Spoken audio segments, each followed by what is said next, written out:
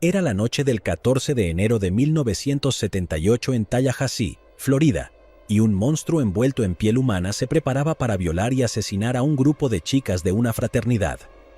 Kathy Kleiner, una estudiante de 20 años en la Universidad Estatal de Florida, había estado en una boda. Regresó a la casa de la hermandad Chi Omega, donde recientemente se había unido como miembro. Usó una llave para entrar por la puerta principal del edificio, junto con las otras chicas de la fraternidad que regresaban a casa después de una noche llena de eventos sociales, fiestas y citas con jóvenes prometedores. Dado que había una cerradura en la puerta principal, las puertas de las habitaciones individuales no tenían cerraduras en absoluto. Kathy Kleiner habló brevemente con su compañera de habitación, Karen Chandler, antes de irse a dormir alrededor de las 10:30 de la noche. Acechando al otro lado de la calle, oculto a la vista, aparecía un hombre. Había estado allí toda la noche, de hecho, había estado allí durante varias noches de la semana anterior, simplemente observando. El hombre, con los ojos brillando con la imagen lujuriosa de la violación y la violencia que se avecinaban, describiría más tarde la situación en tercera persona para evitar incriminarse a sí mismo. Cito: "Ha estado observando de cerca la escena y a las víctimas durante algún tiempo. Hay una casa involucrada y cierta cantidad de experiencia, además de algo de arte en ello. Su casa se simplifica en cierta medida por el hecho de que comprende dónde están las víctimas. El psicópata en los arbustos llegó a Tallahassee la mañana del 8 de enero, 6 días antes. Pasó su primera noche en un hotel y al día siguiente alquiló una habitación en una pensión a solo 4 cuadras de la casa de la fraternidad Chi Omega. El nombre que dio al propietario fue Chris Hagen. El hombre tenía 31 años, medía 1,78 metros, era atractivo, de voz suave y aparentemente encantador. No pasó mucho tiempo antes de que hiciera amistad con una joven que vivía al otro lado del pasillo y la llevara a cenar. Cuando más tarde fue entrevistada por los medios de comunicación, la mujer se rió y dijo que prefería mantener los detalles para ella misma. Chris, como se hacía llamar, pasó los siguientes días tumbado en la playa y disfrutando del sol. Solicitó un trabajo en un sitio de construcción para ganar algo de dinero, pero cuando le pidieron que mostrara su identificación, abandonó la idea. Solo habían pasado 2 semanas desde que escapó de la prisión en Colorado. En cambio, el hombre robaba comida de las tiendas de comestibles y sacaba dinero de tarjetas de crédito de los bolsos de las mujeres. Básicamente, era con su colección de tarjetas de crédito robadas que se mantenía a flote. Mientras tanto, el hombre dirigió su atención hacia la Universidad Estatal de Florida. Deseaba desesperadamente violar y matar a una mujer. Había pasado demasiado tiempo. El monstruo dentro de él estaba hambriento. El hombre continuó observando a las chicas de Chi Omega llegar a casa, hasta que a las 2 de la madrugada del 15 de enero se dispuso a atacar. Al cruzar la calle, el hombre se acercó a un montón de leña junto al edificio y levantó un grueso y pesado tronco para usarlo como arma. Luego, entró al edificio de Chi Omega por una puerta trasera que había forzado unos días antes. El maníaco entró en la habitación de Margaret Bowman, de 21 años, que dormía profundamente en la cama. Levantando el tronco de roble por encima de su cabeza, golpeó varias veces a Margaret en la cabeza con todas sus fuerzas para asegurarse de que se mantuviera inconsciente. El propósito de esto era evitar que se despertara y gritara, alertando al resto de la casa de hermandad. El hombre tenía la intención de matar a todas las personas del edificio esa noche, yendo de habitación en habitación y eliminando a cada joven mujer mientras dormían. Luego, el hombre procedió a violar a Margaret Bowman en un frenesí sexual que no duró mucho, pero que fue muy violento. Rasguñó y desgarró su piel, devoró sus pechos y arrancó mechones de su cabello. En cuestión de minutos, todo había terminado y la mujer golpeada no había recobrado el conocimiento. Luego, el hombre tomó una media de nylon, la envolvió firmemente alrededor del cuello de Margaret Bowman y la estranguló hasta la muerte. Murió sin saber lo que le había sucedido. Luego, el hombre tomó el arma improvisada en su mano y procedió a golpear la cabeza de Margaret Bowman hasta que su cráneo se abrió. Trabajando sistemáticamente, el hombre fue por el pasillo hacia otra habitación. Dentro estaba Lisa Levy, de 20 años, que estaba profundamente dormida. Tomó el tronco y la golpeó en la cabeza varias veces para que también se mantuviera inconsciente. Su periodo refractario no había terminado, por lo que el hombre no penetró a la víctima. En su lugar, la maltrató brutalmente, arrancándole uno de sus pezones con los dientes. Por si fuera poco, agarró un botellín de spray cercano para el cabello y lo empujó hacia lo más profundo de su vagina. El hombre también mordió a la chica varias veces, todo como un auténtico animal, dejando marcas que dejaban una impresión distintiva de sus colmillos en su piel. Luego, el hombre estranguló a Lisa Levy con sus propias manos para matarla. Se levantó y se dirigió a la siguiente habitación. Fue en este punto que el hombre entró en la habitación de Kathy Kleiner y su compañera de cuarto, Karen Chandler. Kathy Kleiner se despertó con la entrada del hombre y citó: «Recuerdo haber oído a alguien entrar en nuestra habitación y ver una figura oscura parada junto a mi cama. Era simplemente malvado. Lo recuerdo con el brazo levantado y luego golpeándome. Intenté gritar, me toqué la cara y estaba pegajosa. No me di cuenta de que era sangre. Me giré y vi toda la sangre salpicada en la pared. Mi edredón nuevo, mis sábanas y mis almohadas estaban todas cubiertas de sangre». Al otro lado de la habitación, Karen Chandler se despertó y antes de que pudiera hacer un sonido, el hombre corrió hacia ella y la golpeó brutalmente con el tronco de roble. Chandler levantó el brazo para protegerse, pero el impacto del golpe le rompió de inmediato y aplastó uno de sus dedos. Luego, el hombre procedió a romperle la mandíbula en 3 lugares y le sacó varios dientes antes de dejarla aturdida con un golpe directo en la sien. En ese momento, un automóvil se detuvo junto a la casa de Chi Omega. Los faros iluminaron la habitación en la que el hombre se encontraba ahora sobre 2 mujeres jóvenes heridas e indefensas.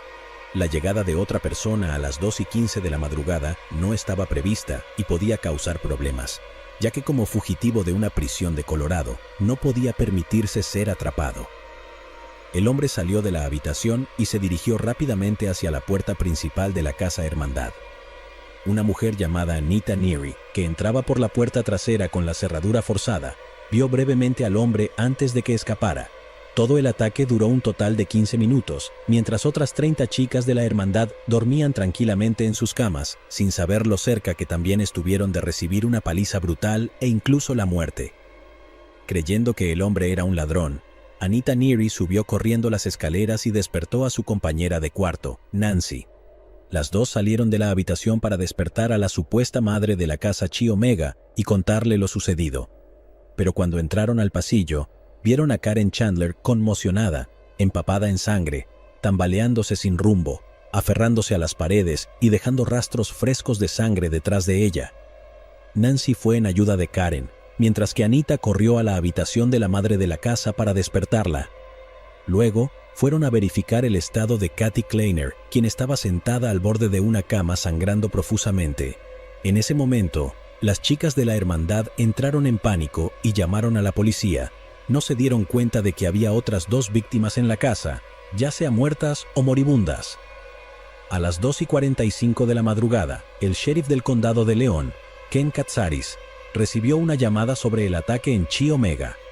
Cuando llegó a la escena, Karen Chandler fue sacada en una camilla, aún con vida, pero en estado crítico, mientras que Kathy Kleiner estaba siendo atendida por un paramédico, con su cabello empapado de sangre y su rostro completamente manchado de rojo. Margaret Bowman estaba siendo sacada en una bolsa mortuoria, y Lisa Levy estaba siendo apresuradamente llevada a un hospital donde pronto falleció. Citando al sheriff Katsaris: «Fue una rabia inmensa. Este demonio estaba en un frenesí. Nos sorprendió a todos y ya habíamos presenciado brutalidades anteriormente. El asesino intentó ser organizado, como si fuera necesario hacer las cosas en orden, pero podías notar que la persona que hizo esto estaba perdiendo el control. Mirando los cuerpos de esas 2 mujeres, me prometí a mí mismo que nunca le daría la oportunidad de hacerlo de nuevo si lo encontraba». Mientras tanto, el hombre no estaba lejos y huyó de la escena a pie. Después de correr 8 cuadras desde la Casa Hermandad, se ocultó en silencio durante 1 hora, mirando por las ventanas. El psicópata no había terminado aún. De regreso a la casa Chi Omega, la radio de la policía hizo ruido. Una mujer que vivía en un dúplex se despertó por el sonido de fuertes golpes provenientes del apartamento contiguo al suyo. Entre los golpes se escuchaba a una mujer gritando. Sonaba como si estuvieran siendo golpeados hasta casi la muerte.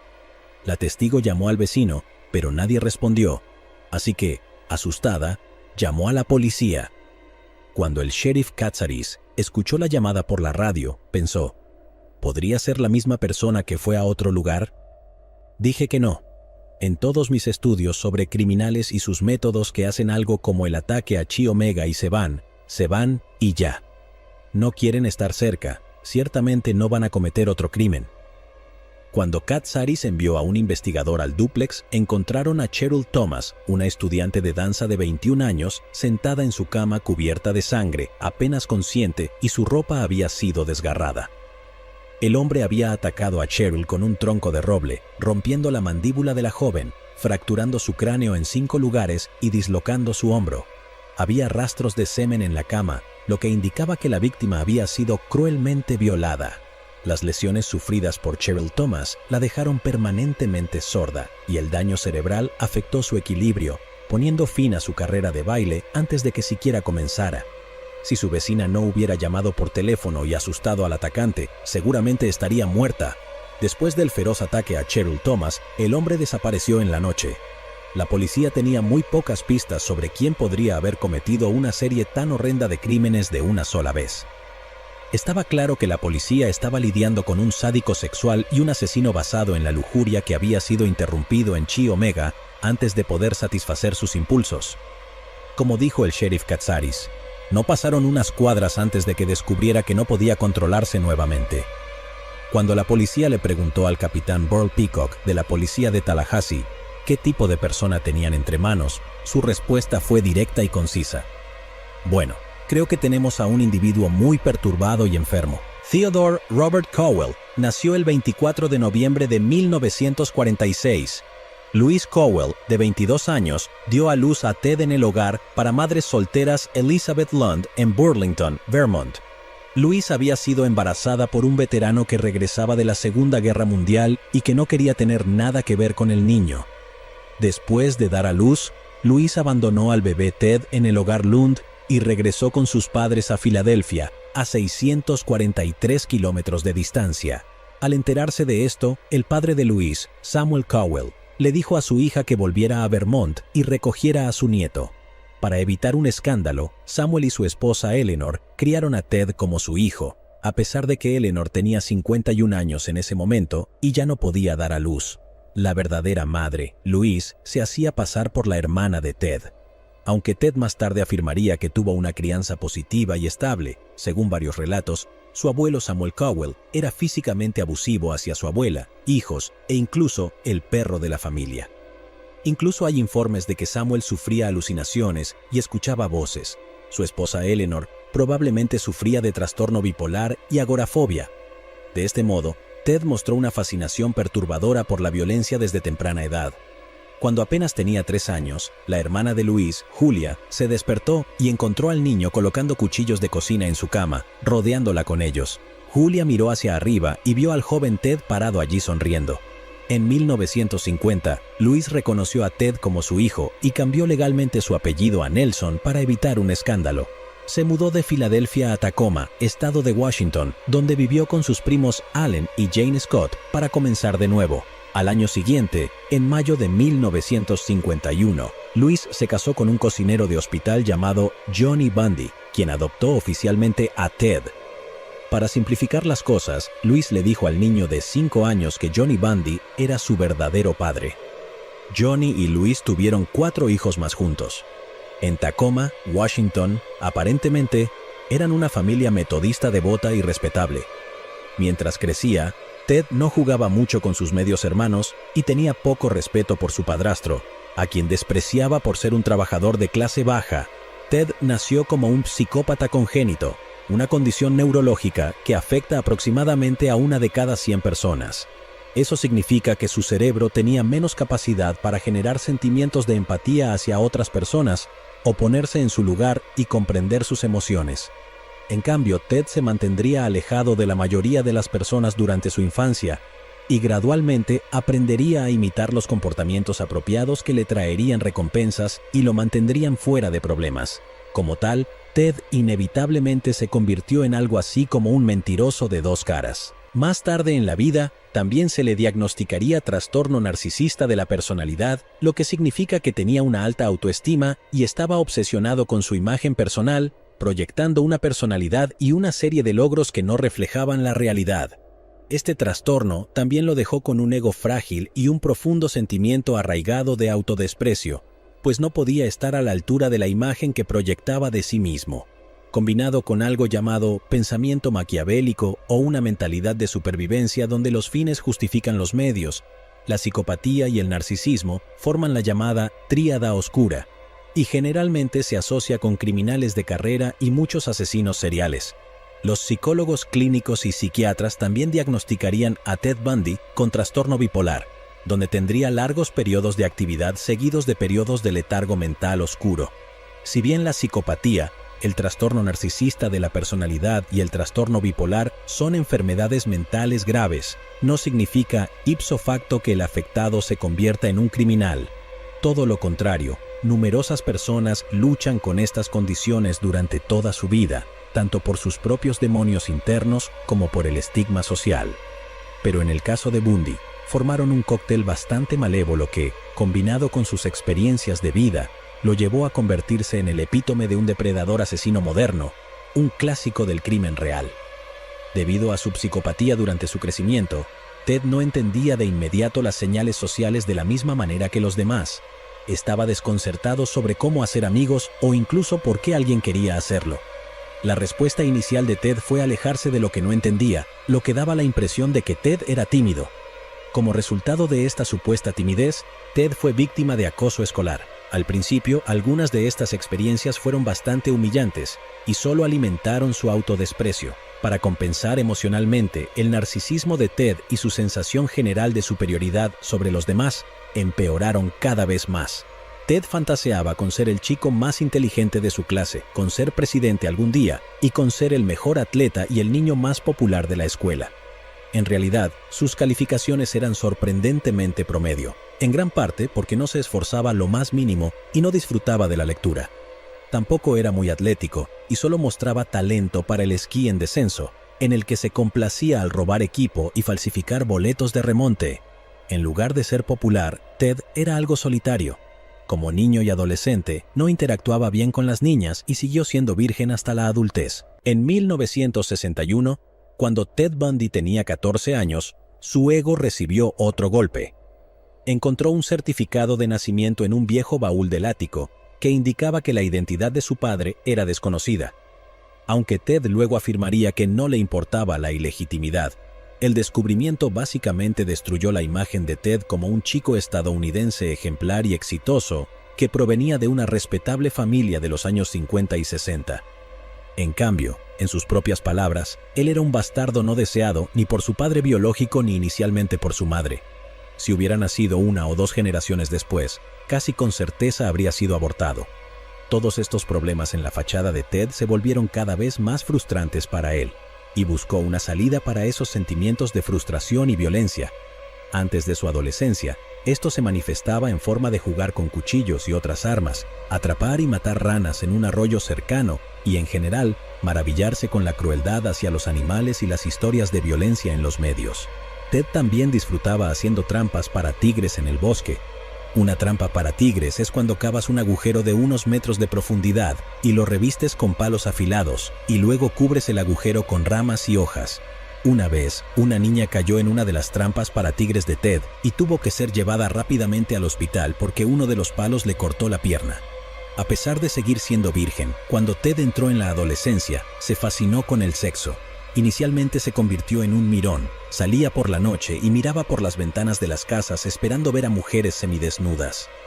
A partir de ahí, Ted comenzó a robar pornografía de las tiendas y a rebuscarla en los contenedores de basura. El tipo de pornografía pasó de ser bastante suave a ser BDSM completo, con mujeres sumisas en posiciones degradantes y dolorosas. A partir de ahí, Ted se obsesionó con revistas, novelas baratas y programas de televisión que retrataban violencia sexual. Se excitaba con imágenes de personas golpeadas y desfiguradas, y hasta mujeres muertas. Esta transformación ocurrió bastante rápido. Después del comienzo del despertar sexual sádico de Ted, comenzó a asociar la excitación sexual con la violencia, lo cual fue facilitado por su falta de empatía. Aproximadamente a los 14 años, se había convertido en un sadista sexual completo. Bundy luego dijo, detrás del velo de la tercera persona para evitar incriminarse a sí mismo, que su crianza en Tacoma fue positiva, pero no suficientemente positiva, no lo suficientemente duradera, no lo suficientemente fuerte para superar los impulsos o compulsiones que resultaron. Lidiaría con mujeres todos los días, pero no sexualmente, porque mantenía esos impulsos separados de su vida cotidiana, como un pasatiempo, como coleccionar estampillas. No retendría el sabor del pegamento en su lengua durante todo el día. Pero de una manera más amplia y abstracta, la violencia sexual comenzó a preocuparlo. El 31 de agosto de 1661, cuando Bundy tenía solo 14 años, Anne-Marie Burr, de 8 años, fue secuestrada de su casa en un vecindario donde Bundy entregaba periódicos. El padre de Anne-Marie había visto a Bundy merodeando por allí el mismo día en que desapareció. La policía encontró una huella de zapato en la escena del crimen que, según los expertos, pertenecía a un adolescente varón. El cuerpo de Anne-Marie nunca fue encontrado. Desde los 14 hasta los 18 años, durante sus años de adolescencia en la escuela secundaria Woodrow Wilson, Ted Bundy aprendió a imitar el comportamiento de sus compañeros y se volvió encantador, carismático y seguro de sí mismo. Creció alto, guapo e incluso algo elegante. Hablaba suavemente y era bastante popular entre las chicas. Sin embargo, Ted no salía mucho y no tenía relaciones sexuales. Tenía dificultades para relacionarse con las chicas en un nivel honesto e íntimo, y el sexo convencional no le atraía. En la escuela, Ted desarrolló un gusto por la política, como muchos psicópatas antes que él, y desde entonces, también durante estos años de adolescencia, Ted comenzó a cometer delitos menores, entrando a casas y robando autos. Las propias declaraciones de Ted en su vida posterior también implican que en ese momento se emborrachaba y acechaba a mujeres, tal vez incluso llegando a hacerles daño mientras volvían a casa. Según Bundy, el alcohol le ayudaba a superar sus inhibiciones y permitir su impulso hacia la violencia. Sabemos que Bundy fue arrestado 2 veces, pero nunca sabremos con certeza lo que hizo, ya que su expediente juvenil se borró cuando alcanzó la edad adulta. Después de graduarse de la escuela secundaria a los 18 años en 1965, Bundy se quedó en Tacoma y se matriculó en la Universidad de Puget Sound, donde estudió psicología y estudios asiáticos durante 2 semestres. A principios de 1966, Bundy se trasladó a la Universidad de Washington y se fue a vivir a Seattle. Se ganaba la vida trabajando en empleos no calificados en restaurantes y tiendas, pero nunca se quedaba en un trabajo por mucho tiempo, ya que sus empleadores lo consideraban poco confiable debido a que Bundy abiertamente resentía su autoridad sobre él. Uno de esos trabajos de Bundy fue como empleado de empaques en un sótano de un supermercado en el vecindario de Queen Anne, en Seattle. Cerca de allí, había un departamento en el sótano alquilado por 2 asistentes de vuelo, Lisa Wick y Lonnie Trumbull, ambas de 20 años. En la noche del 23 de junio de 1966, un hombre no identificado irrumpió en su apartamento y sometió a las mujeres golpeándolas en la cabeza con un tablón de madera. Luego, el hombre procedió a violar violentamente a las 2 asistentes de vuelo antes de golpearlas nuevamente. Lonnie Trumbull fue golpeada tan brutalmente en la cabeza que murió, mientras que Lisa Wick sufrió daño cerebral y pérdida de memoria. Sin embargo, durante décadas afirmó que su agresor no era otro que Ted Bundy. Si bien no está claro cuándo Bundy comenzó a asesinar mujeres, la mayoría de los expertos coinciden en que su número de víctimas es mayor que los asesinatos canónicos que se le han atribuido oficialmente. Algunas estimaciones llegan hasta 100 mujeres.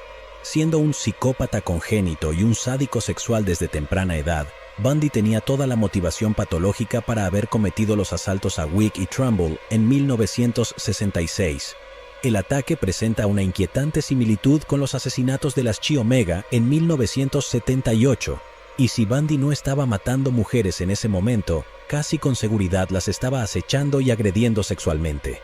Bundy justificaba tales actividades despersonalizando a sus víctimas y considerando sus asesinatos como, y cito, un acto necesario para satisfacer un hambre arraigada que no podía ignorar. Bundy necesitaba matar tanto como necesitaba comer, beber y respirar, y en su mente no era su culpa ser así. Cuando Bundy fue entrevistado más tarde en la prisión, preguntó repentinamente, ¿cómo lidia un soldado con matar en la guerra? El entrevistador respondió, bueno, verás, él tiene una justificación incorporada. a lo que Bundy simplemente respondió: también la tiene el asesino en masa. Mientras Bundy no era particularmente atento en sus trabajos a tiempo parcial de bajo nivel, se enfocó en sus estudios en la Universidad de Washington, donde brevemente estudió chino. Para ganar respeto y convertirse en una estrella ascendente en la política, Bundy se dio cuenta de que necesitaba tener un buen desempeño académico, necesitaba obtener un título y luego ingresar a algo como los negocios o el derecho. En 1967, Bundy tomó una clase a la que también asistía una joven llamada Diane Edwards. Ella era hermosa, vestía elegantemente y tenía el cabello largo y castaño que dividía por el medio. Diane provenía de una familia adinerada y privilegiada en California. Es bastante revelador del carácter de Diane que en su foto del anuario escolar eligió la cita: "La belleza y la gracia gobiernan el mundo". Ted Bundy vio a Diane Woods y de inmediato se enamoró de ella. Era diferente a cualquier chica que hubiera conocido antes. Diane estaba un poco fuera de su alcance, tanto en términos de clase social como en sus preferencias románticas, pero para un narcisista como Bundy, ella parecía ser su boleto a una vida de alto nivel. Diane principalmente salía con deportistas, lo cual lo intimidaba. Sin embargo, Bundy se acercó a Diane y desplegó su encanto. Se conectaron por su amor mutuo por el esquí alpino, en el que Diane era en realidad mejor que Bundy. Las seducciones de Bundy funcionaron y se convirtieron en pareja. Realizaban largos viajes juntos, tomados de la mano, y como lo describe Bundy, susurrándose dulces palabras al oído. Bundy estaba bastante entusiasmado con la idea de Diane y cito: "Es una chica hermosa, se viste bien, muy agradable, tiene un buen auto, excelentes padres, así que ya sabes, para ser mi primera novia, no está mal". Como implica la cita anterior de Bundy, las cosas que admiraba de Diane eran principalmente superficiales. Es poco probable que Bundy haya sentido algo parecido al amor desinteresado o la devoción. Era incapaz de eso. En cambio, tener una novia de la sociedad fortalecía su ego inflado y su frágil imagen de sí mismo. Diane era republicana, una chica de estilo antiguo y elegante, no el tipo de persona promiscua, y tenía ciertas expectativas para cualquier futuro esposo: ser respetable, tener un buen trabajo y ser capaz de mantenerse a su nivel en círculos sociales privilegiados. Bundy, trabajando duro en empleos insignificantes, no parecía una figura muy prometedora, pero tenía mucha confianza y encanto, y logró convencer a Diane de que estaba avanzando en la vida. Sin embargo, Bundy pasó toda su relación atormentado en secreto por el pensamiento de que no era lo suficientemente bueno para ella. Para citar: "Experimenté varias inseguridades con Diane. Hubo ocasiones en las que sentí que esperaba mucho más de lo que realmente era capaz de dar". Mientras tanto, Bundy tenía problemas para decidir qué quería estudiar en la universidad. Sabía que quería ser alguien importante, pero no tenía la paciencia ni la madurez suficiente para planificar cómo llegar allí. Por eso, a principios de 1968, Bundy se tomó un descanso de la Universidad de Washington y siguió trabajando en empleos de bajo nivel para mantenerse económicamente. Esto no impresionó mucho a Diane, pero Bundy también comenzó a hacer voluntariado en política y le prometió a Diane que iba a abrirse camino en esta área. Se involucró en la fallida campaña presidencial de Nelson Rockefeller y se convirtió en el chofer y guardaespaldas de Arthur Fletcher, un candidato a vicegobernador. Aunque Bundy disfrutaba de su tiempo haciendo voluntariado en política, no era más que un lacayo.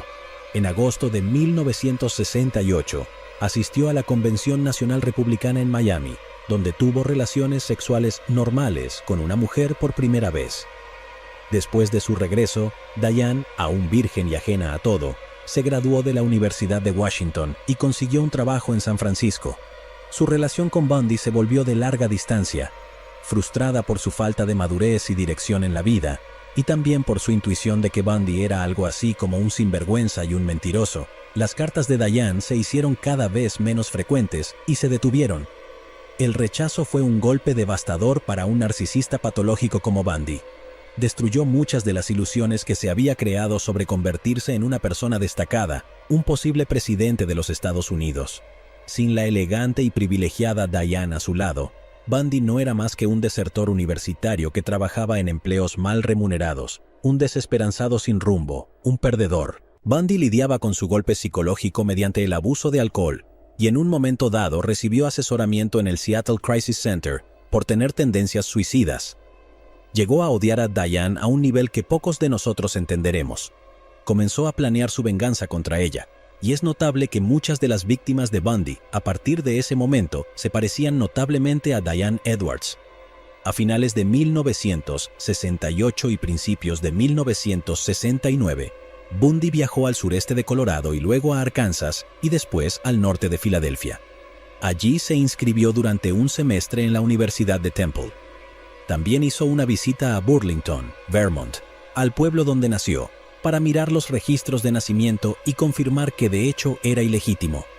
Esto pudo haber aumentado los sentimientos negativos que ya sentía. Según informa Bundy, la primavera y el verano de 1969 fueron una neblina de alcohol para él. El 30 de mayo de 1969, Susan Davis y Elizabeth Perry, ambas de 19 años, desaparecieron en algún lugar entre Atlantic City, Nueva Jersey, y Somers Point. Su auto fue encontrado en el Garden State Parkway, aproximadamente a 96 kilómetros al sureste de Filadelfia. Sus cuerpos fueron encontrados 3 días después en los bosques cercanos. Habían sido víctimas de abuso sexual y apuñaladas hasta la muerte. Bundy estaba en el área en ese momento y también confesó haber matado a 2 mujeres al principio de su carrera en el área de Filadelfia. En ese momento, Bundy llevaba una farsa de yeso en la pierna, afirmando que había sufrido un accidente automovilístico. No hay registros de tal colisión. Si Bundy fuera el culpable, es probable que fingiera estar herido para atraer a las mujeres y luego secuestrarlas, trasladarlas a un segundo lugar y asesinarlas. Esto concuerda con el modus operandi conocido de Bundy. Regresando a Seattle, en otoño de 1969, Bundy comenzó una relación con Liz Klopfer, una madre soltera de 23 años de Ogden, Utah. Trabajaba como secretaria en la Escuela de Medicina de la Universidad de Washington. Liz era sumisa y por un tiempo quedó cautivada por el encanto de Bundy. Admitiendo en cuanto a su apariencia, el apuesto Ted estaba un poco fuera del alcance de Liz Klopfer. Como tal, Bundy sintió que podía usar y manipular a Liz con bastante facilidad. Para Bundy, ella era una idiota útil y también era desechable. Bundy la engañaba frecuentemente con otras mujeres como la divorciada Caroline Boone, y su vida sexual con Liz no era muy activa. Pero Liz tenía la esperanza de que podría conquistar a Bundy y convencerlo de casarse con ella. Durante varios años, Liz y Ted formaron una unidad familiar con la hija de Liz, Molly, de 3 años. Cuando Molly se convirtió en adulta, afirmaría que Ted Bundy la había agredido sexualmente en múltiples ocasiones. Pero por ahora, Bundy había adoptado la máscara de un hombre de familia, que usaba para ocultar el hecho de que se estaba convirtiendo en un depredador cada vez más peligroso. Bundy ahora centraba sus energías en ascender en la sociedad para demostrar al mundo que valía algo. En 1970, regresó a la Universidad de Washington y eligió psicología como su carrera. Sus calificaciones mejoraron notablemente en comparación con los semestres anteriores. Se ofreció como voluntario en varios programas comunitarios, como la Línea Directa de Prevención de Suicidios de Seattle. De manera irónica, formó parte de un comité para prevenir la violencia sexual contra las mujeres e incluso coescribió un folleto sobre la prevención de violaciones. Bundy continuó activo en la política republicana y pronto se hizo conocido como una figura agradable, segura y carismática. También salvó a un niño de 3 años de ahogarse en Seattle y fue aclamado por la policía como un héroe. A pesar de todas estas hazañas, Diana Edwards nunca estaba lejos de los pensamientos de Bundy. El 19 de julio de 1971, Rita Curran, una maestra de escuela primaria de 24 años y empleada de motel a tiempo parcial, fue asesinada en su apartamento en Burlington, Vermont, ubicado no muy lejos de la casa de la madre soltera donde nació Bundy. Un hombre había entrado durante la noche, golpeó a Rita mientras dormía, la violó mientras estaba inconsciente y luego la estranguló hasta la muerte. Esto concuerda con el modus operandi de Bundy. No sabemos dónde se encontraba Bundy en el momento del asesinato de Rita, pero una vez confesó haber asesinado a una mujer en Burlington en 1971. 3 días después, el 22 de julio de 1971, en Seattle, Joyce Lee Page, de 21 años, fue secuestrada del campus de la Universidad de Washington. En abril de 1972, Su cuerpo fue encontrado en un barranco remoto a 450 kilómetros de distancia, envuelto en mantas y cubierto con una alfombra. El cuerpo estaba demasiado descompuesto para determinar la causa de la muerte, pero el esqueleto estaba atado con una cuerda. Bundy era estudiante en ese momento en la misma universidad. Es bastante factible que Bundy haya asesinado a Rita y a Joyce con 3 días de diferencia, ya que Bundy aprendió a mantener una gran distancia entre él y sus víctimas recientes. En 1972, Bundy se ofreció como voluntario para la campaña de Daniel Evans para gobernador de Washington. Le asignaron espiar al candidato del Partido Demócrata, Albert Rossellini, y reportar a la sede del Partido Republicano. Cuando se descubrió el papel de Bundy como espía, salió en los periódicos. Ted Bundy se convirtió brevemente en el centro de atención de los medios y se regocijó en ello, fingiendo humildad al decir que era una modesta pieza en la maquinaria política. Cuando Evans fue elegido, hizo de Bundy asistente del presidente del Partido Republicano del estado de Washington. Bundy desarrolló una reputación muy favorable, hizo contactos útiles y se convirtió en un invitado frecuente en la alta sociedad de Seattle. En el verano de 1973, Bundy se graduó de la Universidad de Washington con una licenciatura en psicología y solicitó ingresar a la Facultad de Derecho de la Universidad de Utah, lo cual desconcertó a sus amigos y colegas políticos. Estaban confundidos porque Bundy era una estrella en ascenso en la política de Washington, no en Utah, y si se quedaba en Seattle, el carismático joven de 26 años podría ser seleccionado algún día por los republicanos para postularse para un cargo político. Sin embargo, Bundy afirmaba que necesitaba un cambio de escenario, y sus bajas puntuaciones en el examen LSAT también le impidieron postularse a universidades más prestigiosas, y tal vez, dadas sus actividades extracurriculares, Bundy necesitaba poner cierta distancia entre él y la costa oeste. El 29 de junio de 1973, Rita Jolie, de 17 años, salió de su casa en West Lynn, Oregon, para dar un paseo nocturno. Nunca regresó y su cuerpo nunca fue encontrado. Casi 2 meses después, el 20 de agosto de 1973, en Eugene, Oregon, Vicki Lynn Holler, de 24 años, fue vista por última vez en su automóvil cuando salía del trabajo a las 5 de la tarde. Debía asistir a una fiesta más tarde esa noche, pero nunca llegó. Todas sus pertenencias, incluido su último cheque de pago, fueron dejadas en su apartamento. Vicki solía recoger autoestopistas y sus restos nunca fueron encontrados. Bundy una vez confesó haber matado a 2 mujeres en Oregon sin mencionar nombres. En el verano de 1973, Bundy siguió siendo activo en la política republicana, viajando a varios estados en ese cargo. Postergó su ingreso a la Facultad de Derecho de la Universidad de Utah hasta el año siguiente. Durante un viaje a California por asuntos del partido, Bundy buscó a Diane Edwards. Ella todavía estaba soltera, y ahora que Bundy era un estudiante de Derecho en ciernes y una figura política destacada en Seattle, parecía mucho más impresionante para Diane. Los dos reavivaron su romance y estuvieron juntos durante los siguientes 6 meses. Diane voló a Seattle varias veces para estar con Ted y se enamoró de él, y se sintió convencida de que Bundy era el hombre con el que estaba destinada a casarse. Por su parte, Bundy hizo todo lo posible para cultivar esta impresión. Mientras tanto, Bundy mantenía una relación con Liz Clover. Naturalmente, Bundy no le dijo a ninguna de las mujeres que las estaba engañando. Bundy le propuso matrimonio a Diane Edwards a finales de 1973 y la presentó a un amigo como su prometida. Sin embargo, en enero de 1974, Bundy se volvió frío y distante con ella, incluso cruel. No respondió a las cartas ni llamadas de Diane durante todo un mes. Cuando Diane por fin logró comunicarse con Bundy por teléfono en febrero de 1974, exigió saber por qué había terminado la relación sin ninguna explicación. Bundy respondió, y cito aquí, "No tengo idea de a qué te refieres", y colgó inmediatamente el teléfono. Diane Edwards quedó devastada por esta situación y nunca volvió a ver ni a escuchar de Bundy. Su venganza por haber sido rechazado por Diane unos 5 años antes estaba completa. Ahora que Bundy había demostrado que era digno de ella, la desechó como basura caliente. Está bastante claro que Bundy planeó hacer esto desde el principio. Lo más probable es que la única razón por la que Bundy no asesinó a Diane sea porque habría sido el principal sospechoso. En cambio, el odio de Bundy hacia Diane encontró expresión en mujeres que se le parecían en una serie creciente de atrocidades. En la noche del 4 de enero de 1974, Ted Bundy irrumpió en el dormitorio de Karen Sparks, una estudiante de la Universidad de Washington de 18 años. La sorprendió en la cama y la golpeó hasta quedar inconsciente con una barra de metal que arrancó de la estructura de su cama. Fue golpeada en la cabeza tantas veces con una barra de metal que sufrió lesiones cerebrales permanentes y debilitantes.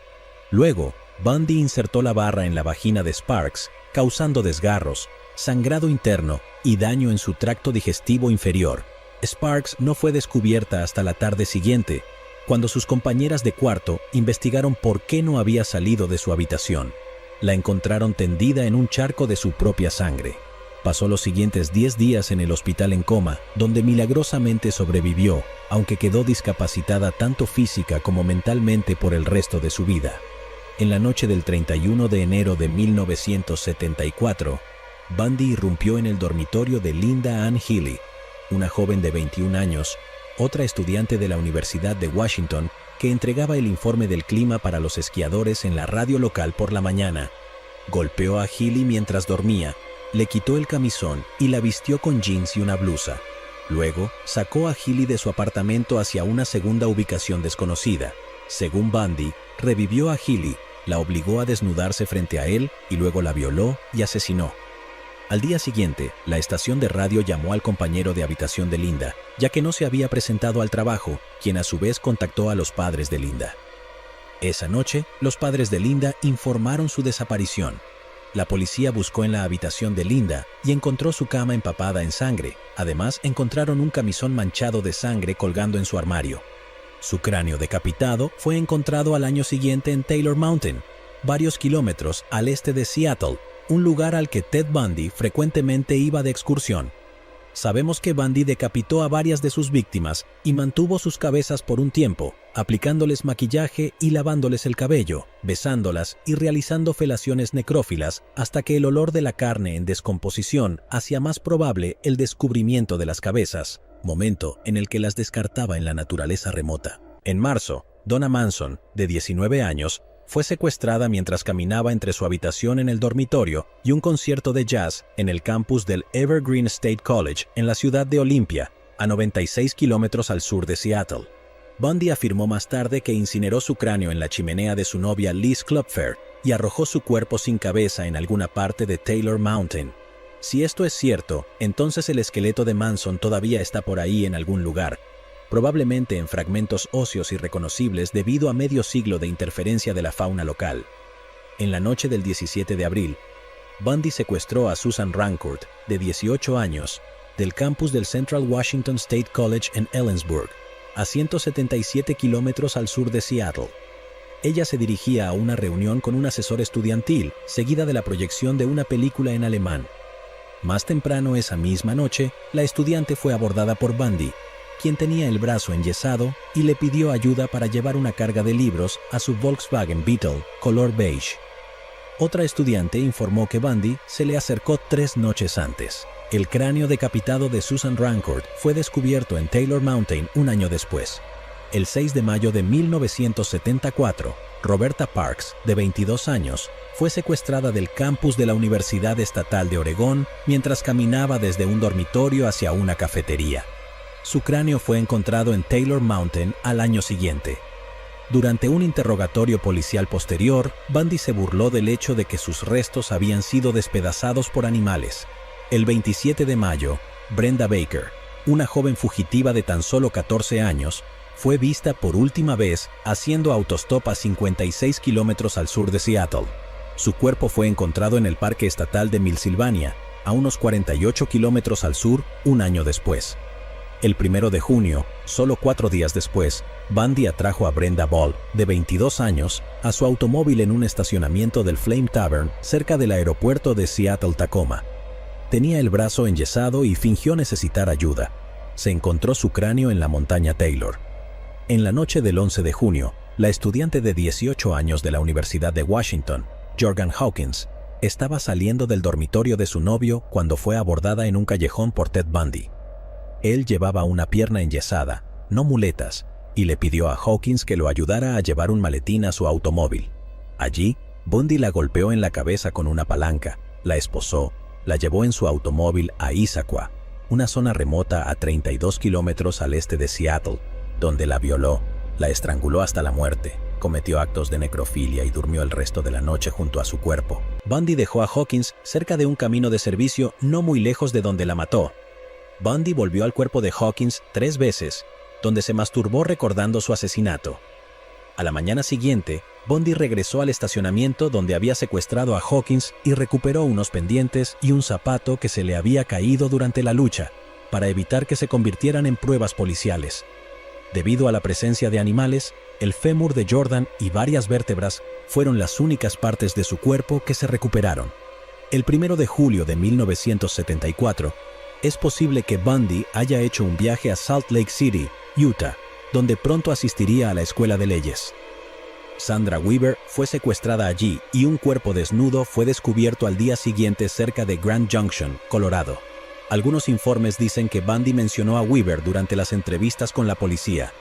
Durante 6 brutales meses, las desapariciones de las mujeres jóvenes aparecieron en los periódicos, provocando mucho miedo e histeria en el público. La policía rápidamente relacionó las desapariciones en Washington y Oregón con el mismo hombre, dada la similitud del perfil de las víctimas y el modus operandi. Sin embargo, Bundy no dejó evidencia alguna y solo había informes escasos de un hombre herido con un Volkswagen Beetle marrón, bronce o beige. En 1974 había alrededor de 20,000 vehículos de ese tipo en la costa oeste. La policía revisó miles de pistas, la mayoría de ellas engañosas, comenzaron a considerar conexiones con un culto satánico e incluso el asesino del Zodíaco. En realidad, el trabajo de Bundy había sido tan limpio que la policía sabía que nunca lo atraparían hasta que cometiera otro asesinato y cometiera un error. Hasta entonces, solo había poco que hacer además de trabajar mientras la policía esperaba que Bundy volviera a atacar. El 14 de julio de 1974, en el parque estatal Lake Sammamish, 40,000 personas estaban disfrutando de la playa y las festividades de verano. Entre ellas estaba Ted Bundy. Tenía el brazo izquierdo en cabestrillo y hablaba con acento británico. Se acercó a 5 mujeres una por una, se presentó como Ted y pidió ayuda para descargar un velero de su auto debido a su brazo lesionado. 4 de las mujeres se negaron, pero una mujer, Janice Graham, fue con Bundy. Ella notó que no había ningún velero enganchado a su Beetle y escapó. Bundy se mantuvo paciente y se acercó a Janice Ott, de 23 años, quien aceptó ayudarlo. Bundy la engañó, la golpeó hasta dejarla inconsciente y la llevó 3 kilómetros lejos, donde dejó a Janice en el bosque durante casi 4 horas, atada, amordazada, inconsciente pero aún con vida. Mientras tanto, Bundy regresó al lago Sammamish. Bundy logró convencer a Denise Naslund, de 19 años, con la misma historia del velero. La dejó inconsciente y la llevó de regreso al lugar donde había dejado a Janice. Según una confesión, Bundy obligó a una Janice ahora consciente a ver mientras violaba y estrangulaba a Denise Naslund. Luego, Bundy violó y asesinó a una asustada Janice. Bundy dejó sus cuerpos cerca del mismo camino de servicio donde había dejado a Jordan Hawkins unas semanas antes en junio. Sus restos fueron descubiertos 2 meses después por cazadores de urogallos en septiembre de 1974. La policía había recuperado algunos cuerpos, pero había muy pocas pruebas forenses para vincularlos a Bundy. Sin embargo, confirmaron que las desapariciones de estas mujeres eran obra de un asesino en serie.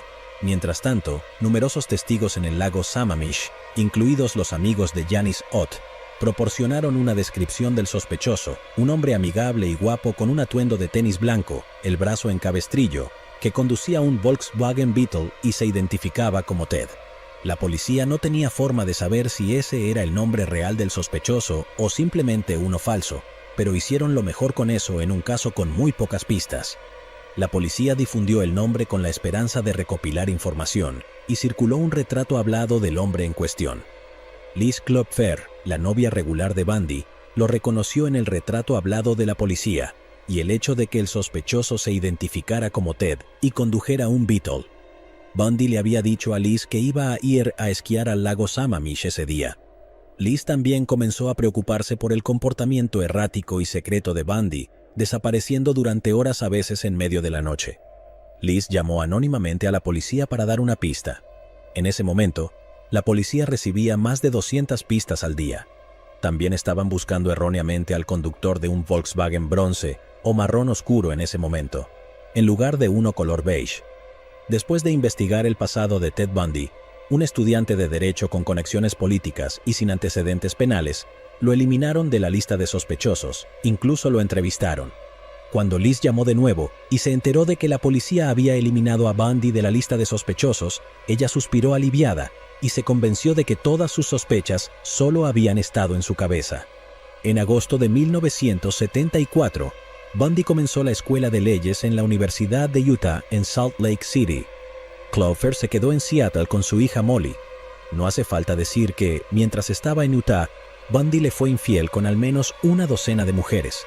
Según informes, Bundy tuvo dificultades con sus clases de leyes y, además, la Universidad de Utah no era la universidad elitista con tradición y elegancia que él imaginaba. Era una universidad moderna con una arquitectura posguerra repugnante y menos pretensiones de grandeza, lo cual no alimentaba el ego de Bundy en absoluto y pronto perdió el interés en sus estudios. El 2 de septiembre, Bundy recogió a una autoestopista de Idaho en su Volkswagen Beetle, la violó y estranguló, y arrojó su cuerpo a un río cercano. Nunca se identificó a la víctima y su cuerpo nunca fue encontrado. El 2 de octubre, Bundy secuestró a Nancy Wilcox, de 16 años, en un suburbio de Salt Lake City. Bundy afirmó más tarde que enterró su cuerpo en el Parque Nacional Capitol Reef, a 321 kilómetros al sur, pero nunca se encontraron sus restos. La noche del 18 de octubre, Melissa Smith, de 17 años, salió de una pizzería en Salt Lake City después de consolar a una amiga que había terminado con su novio. Melissa se dirigía a una fiesta de pijamas. Bundy la secuestró, la golpeó, la violó, la sodomizó y luego la estranguló con una media de nylon. Hay indicios de que Bundy mantuvo a Smith viva durante varios días antes de asesinarla. Luego, Bundy dejó su cuerpo desnudo en las montañas Wasatch, donde fue descubierto 9 días después. Su padre, Louis Smith, jefe de policía local, intentó mantenerse estoico, pero quedó claramente devastado por la muerte de Melissa. Prometió encontrar al asesino para que ninguna joven tuviera un destino similar. Desafortunadamente, eso no sucedió. Poco después de la medianoche del 31 de octubre, Laura Aime, de 17 años, fue secuestrada poco después de salir de una cafetería mientras regresaba a casa desde una fiesta de Halloween. Bundy la golpeó, la violó y la estranguló. También pasó varios días con el cadáver, lavándole el cabello y aplicando maquillaje. Bundy más tarde dijo: «Si tienes tiempo, pueden ser lo que quieras». Participó en múltiples actos de necrofilia durante varios días antes de que el olor a podrido del cuerpo lo obligara a detenerse. El cuerpo de Laura fue encontrado por un excursionista en el cañón American Fall unas semanas después. En este punto, la policía en Washington recibió noticias de los asesinatos en Utah. Las similitudes eran bastante sorprendentes, dada la munición idéntica y los informes de un hombre fingiendo lesiones con el Volkswagen Beetle color crema. Las autoridades concluyeron que el Ted de Lake Sammamish era el responsable. Sin embargo, el intercambio de información entre la policía llevó tiempo. Se realizaron conversaciones por teléfono y los expedientes del caso se enviaron por correo ordinario. No había internet en 1974, ni siquiera tenían máquinas de fax.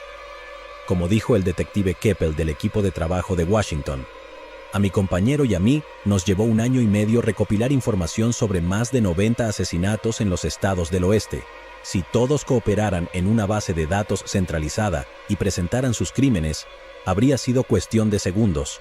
Mientras tanto, el nombre de Bundy quedó enterrado bajo una montaña de otros sospechosos potenciales y pistas engañosas, e incluso peor, ya lo habían investigado y en su mayoría lo habían descartado.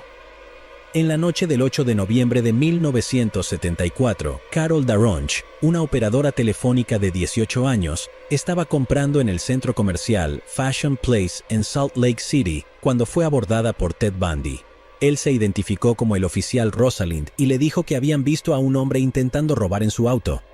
Bundy acompañó a Carol afuera hacia un vehículo donde todo parecía estar en orden y no había signos de entrada forzada. Bundy solicitó que Carol mirara dentro de su auto y verificara que nada hubiera sido robado. Ella abrió la puerta del auto y echó un vistazo a sus pertenencias, diciendo que todo estaba allí. Bundy insistió en que Carol se inclinara y mirara más de cerca para asegurarse. En este punto, Carol se sintió un poco extraña. Bundy no estaba vestido como un policía y ella pensó que podía oler alcohol en su aliento. Carol pidió ver alguna identificación. Bundy mostró una falsa placa de policía que tranquilizó las sospechas de Carol. Luego Bundy pidió que Carol lo acompañara a una comisaría cercana para llenar un informe de testigo. En contra de su mejor juicio, Carol siguió a Bundy hasta su auto, que vio era un Volkswagen Beetle color crema. Carol lo pasó por alto pensando que Bundy estaba encubierto. Se fueron juntos y Bundy comenzó a conducir en la dirección opuesta a la comisaría. Cuando Carol señaló esto, Bundy se detuvo en el estacionamiento de una escuela local. Era temprano en la noche y todos se habían ido a casa. Bundy esposó una de las muñecas de Carol. Ella gritó. Bundy apuntó con un arma a su cabeza y dijo que la volaría si no se callaba, pero al darse cuenta de que cumplir probablemente significaría la muerte de todos modos, Carol pensó, bueno, mátame entonces, maldita sea, y comenzó a luchar violentamente, rompiendo sus uñas en ambas manos en el proceso. En la confusión, Bundy enganchó las segunda esposas en el mismo brazo que la primera. Despojada de cualquier forma de atarse, Bundy forcejeó con Carol e intentó noquearla, sin estar dispuesto a dispararle en su auto con toda la atención que eso atraería, tanto por el ruido como por el desorden resultante. Sin embargo, Carol logró abrir la puerta del auto y salir trepando. Bundy también saltó del vehículo con una palanca en la mano. Bundy presionó a Carol contra el auto y la mantuvo ahí, pero Carol le dio una patada en los genitales y logró escapar corriendo por la carretera hasta que pudo hacer señas a un vehículo que pasaba. Saltó dentro y exigió que la llevaran a la comisaría. Bundy se recuperó del golpe en sus genitales y rápidamente huyó del lugar. Carol Daronch llegó a la comisaría con las esposas aún colgando de su brazo y presentó un informe policial contra el supuesto oficial Rosalind. La policía envió un auto patrulla al lugar donde Carol había escapado, pero sin éxito. Obtuvieron una descripción de Bundy de Carol. Tomaron varios cabellos de Bundy de su chaqueta y recuperaron una muestra de sangre de Bundy que había manchado la chaqueta de Carol cuando ella lo arañó.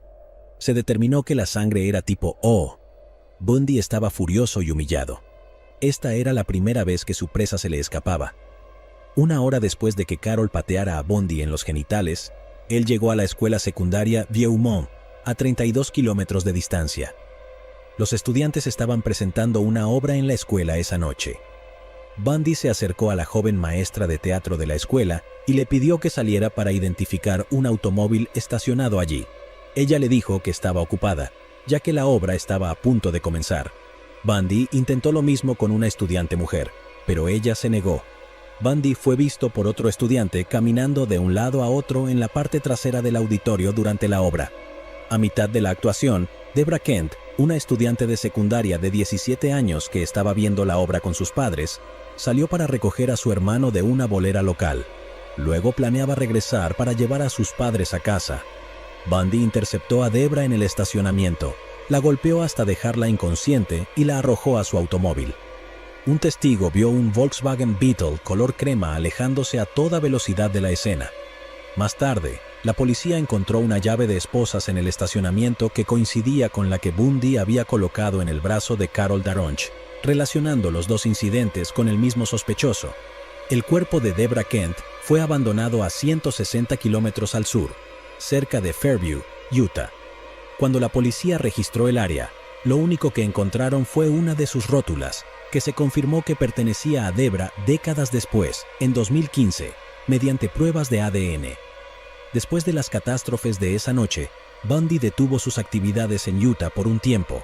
De regreso en Seattle, Liz Klopfer, quien aún mantenía una relación a larga distancia con Bundy, escuchó informes de que jóvenes mujeres estaban desapareciendo en Utah. Sus recuerdos del desconocido Ted y su Volkswagen Beetle en el lago Sammamish en julio pasado volvieron a su mente. Ahora Bundy estaba en Utah y, de manera demasiado coincidente, las mujeres estaban desapareciendo como moscas. Klopfer llamó a la policía y fue entrevistada sobre sus sospechas. La policía de Seattle incluyó la foto de Bundy en una alineación de fotos, pero los testigos del lago Sammamish no lograron identificarlo. Pero Klopfer no podía descansar tranquila. En diciembre, llamó a la policía de Salt Lake City y agregaron a Bundy a su lista de sospechosos.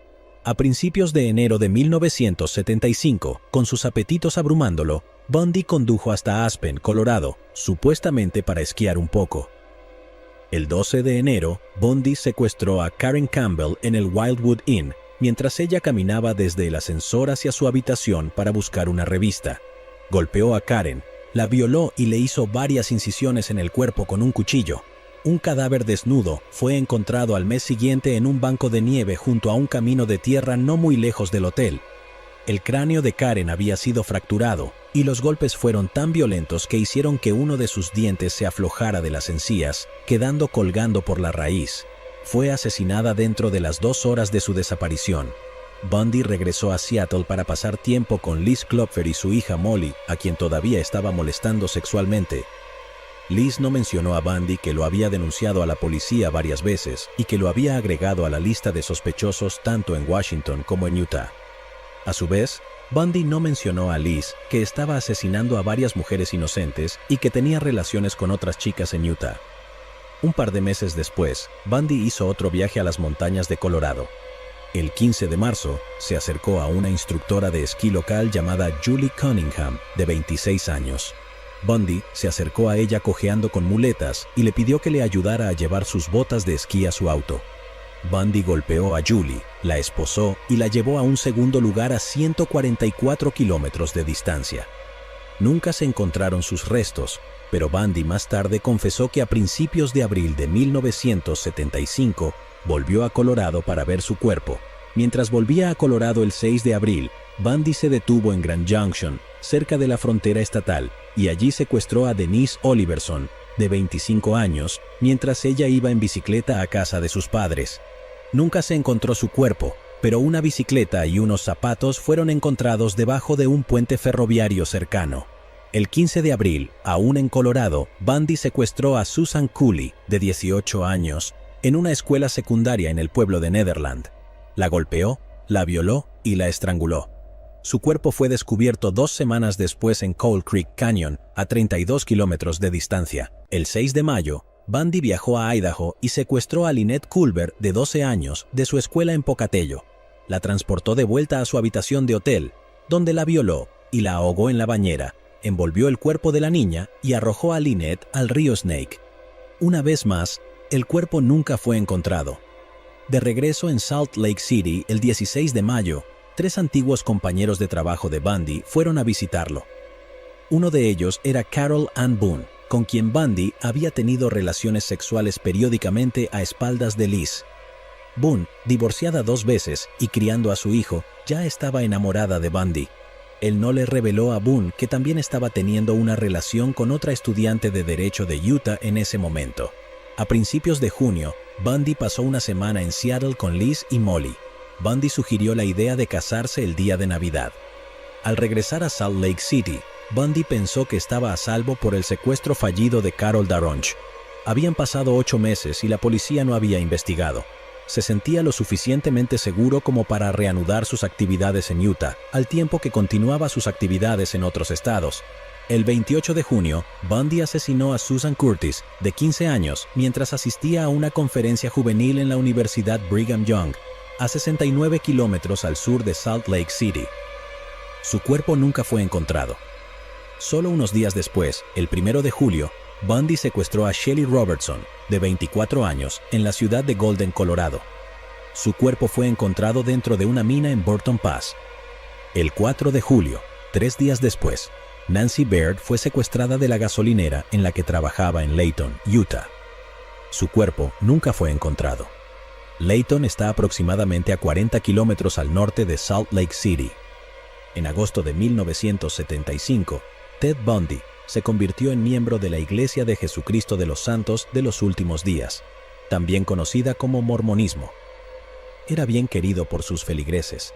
La intención de Bundy era mejorar su posición social en Utah y tal vez incluso hacer una carrera política en el estado en lugar de en Washington. Desde allí, se postularía para gobernador o senador y presidente de Estados Unidos. Mientras tanto, la policía de Washington había reducido su lista de sospechosos por la matanza de 1974 a aproximadamente 100 personas, gracias a Liz Klopfer. Bundy estaba cada vez más en la parte superior de esa lista. Y luego llegó el momento que la policía había estado esperando. Bundy la cagó. El 16 de agosto de 1975, alrededor de las 2 de la madrugada, Bundy estaba recorriendo las calles de Salt Lake City en busca de otra víctima. El oficial de patrulla Bob Hayward avistó el Volkswagen Beetle de Ted Bundy. No lo reconoció del vecindario y pensó que Bundy conducía de manera errática. El oficial Hayward encendió las luces y le hizo señas a Bundy para que se detuviera, sospechando de una infracción de manejo bajo la influencia del alcohol. Pero Bundy llevaba consigo su equipo de asesinato y no podía permitirse ser detenido. Bundy apagó las luces, pisó el acelerador y condujo a toda velocidad por Salt Lake City y el suburbio de Granger. Cuando el oficial por fin logró obligar al Beetle a detenerse en una gasolinera, hizo un descubrimiento bastante sorprendente. El asiento del pasajero había sido retirado. Sin que el oficial Hayward lo supiera, esto era para que Bundy pudiera colocar en el suelo el cuerpo inconsciente de una mujer. Durante la búsqueda del automóvil, Hayward encontró una máscara de esquí, una tira de pantimedias con los ojos cortados, una palanca, esposas, bolsas de basura, cuerda y un punzón de hielo. Bundy fue arrestado bajo sospecha de robo. El automóvil y la descripción física de Bundy coincidían con los detalles del intento de secuestro de Carol Daronch 9 meses antes. Bundy también estaba en la lista de sospechosos por el asesinato de mujeres en Utah y el estado de Washington, gracias a las múltiples llamadas telefónicas de Liz Klopfer a la policía. Sin embargo, fue detenido en prisión mientras se realizaba una orden de registro en su apartamento. Allí, la policía encontró un folleto de resultados de esquí en Colorado con una marca de verificación junto a él, en la descripción del Wildwood Inn, donde Karen Campbell había sido secuestrada y asesinada. También encontraron un folleto que anunciaba una obra de teatro en la escuela secundaria Beaumont el 8 de noviembre, la noche en que Deborah Kent fue secuestrada. Además, las esposas encontradas en el automóvil de Bundy eran del mismo tipo y la marca que se había utilizado tanto contra Carol Daronch como contra Deborah Kent. Desafortunadamente, esta evidencia no fue suficiente para mantener a Bundy sin fianza, por lo que fue puesto en libertad mientras se realizaba la investigación. La policía de Salt Lake City colocó a Bundy bajo vigilancia las 24 horas del día. La policía de Salt Lake envió a 2 investigadores a Seattle para entrevistar a Liz Klopfer. Ella acudió a la comisaría del condado de King el 16 de septiembre y pasó varias horas dando una exhaustiva entrevista a las autoridades de Utah y Washington. En primer lugar, Liz no pudo dar cuenta del paradero de Bundy en las noches de ninguno de los asesinatos durante la matanza de 1974, cuando Bundy aún vivía con ella. Ella afirmó que Bundy estaba esquiando en el agua en el lago Sammamish el día en que Ott y Naslund fueron asesinadas. A partir de ahí, sus relatos sobre el comportamiento doméstico de Bundy se volvieron cada vez más alarmantes. Liz dijo que Bundy a menudo dormía durante el día y salía por la noche. También dijo que Bundy tenía poco interés en tener relaciones sexuales con ella, a menos que ella le permitiera realizar actos de BDSM. Algunas noches se despertaba y encontraba a Bundy debajo de las sábanas con una linterna examinando su cuerpo. Liz también observó a Bundy en varias ocasiones haciendo moldes de yeso para sus brazos y piernas con polvo que había robado de una tienda de suministros médicos, aunque nunca había sufrido ninguna lesión en sus extremidades. También inexplicablemente tenía un par de muletas. De hecho, a lo largo de los años, ella descubrió varios objetos inusuales en posesión de Bundy. Tenía un hacha a pesar de no tener que cortar leña ni nada por el estilo. También tenía un cuchillo de carnicero que nunca usaba para cocinar, una caja de guantes quirúrgicos desechables, una navaja en un estuche de madera y una llave inglesa pesada que escondía en su automóvil y sacaba periódicamente para seguridad en sus viajes nocturnos, y una gran bolsa llena de ropa y joyas de mujer. También se sospecha que había robado la mayoría de sus pertenencias, incluyendo su televisión y equipo de sonido. Cuando ella lo confrontó al respecto, Bundy la amenazó con romperle el cuello. Para tener una medida del hombre, la policía contactó a Diane Edwards, la novia de Bundy, antes que Liz Klopfer.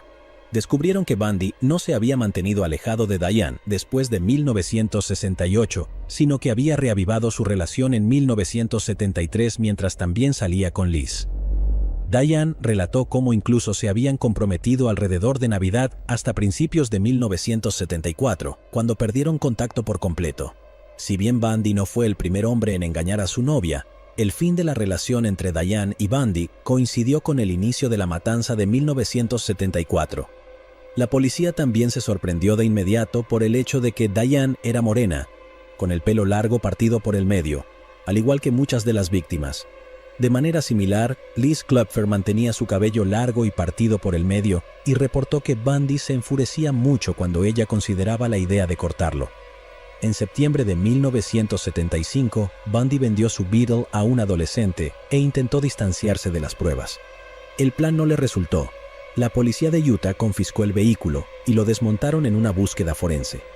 Encontraron cabellos que coincidían con Melissa Smith, la hija del jefe de policía que fue asesinada en octubre de 1974, Carol Daronch, a quien Bundy intentó secuestrar en noviembre de ese año, y Karen Campbell, quien fue asesinada en Aspen a principios de 1975. A partir de este punto, la policía sabía que tenían al responsable. Ahora solo tenían que probarlo en un tribunal. El 2 de octubre, la policía organizó que Carol Daronch identificara a Bundy como el hombre que intentó secuestrarla. Bundy, que llevaba el pelo largo y desaliñado sobre las orejas durante el secuestro, se lo cortó abruptamente para cambiar su aspecto.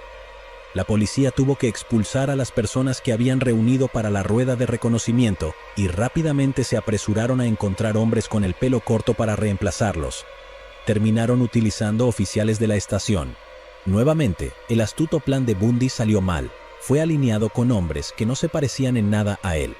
Carol Daronch identificó sin vacilar a Ted Bundy como el llamado oficial Rosalind, que se le acercó en el centro comercial el año anterior. De manera similar, el profesor de teatro de la escuela secundaria Viewmont identificó a Bundy como el extraño que rondaba por el auditorio esa noche. Pero debido a que el cuerpo de Debra Kent aún no se había encontrado, solo se encontraría una rótula y solo se emparejaría con el ADN 40 años después, la policía no tenía suficiente evidencia para acusar a Bundy del asesinato de Kent. Sin embargo, lo acusaron del intento de secuestro de Carol Daronch. El juez fijó una fianza de $15,000 para Bundy, lo que equivaldría a $80,000 en dinero actual. Bundy llamó a sus padres para pedirles el dinero. Louise Bundy estaba segura de su inocencia.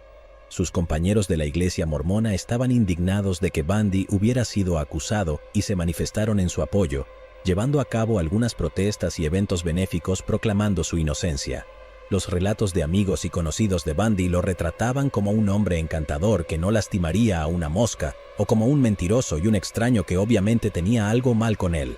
Mientras esperaba el juicio, Bundy se alejó de Utah y regresó a Seattle, donde Liz Klopfer inexplicablemente le permitió quedarse en su casa. Fue en este punto que el narcisismo de Bundy y su confianza delirante en sí mismo se elevaron a la estratosfera, justo en el momento en que su mundo entero se desmoronaba. La ilusión era la única forma en que Bundy podía lidiar con todo.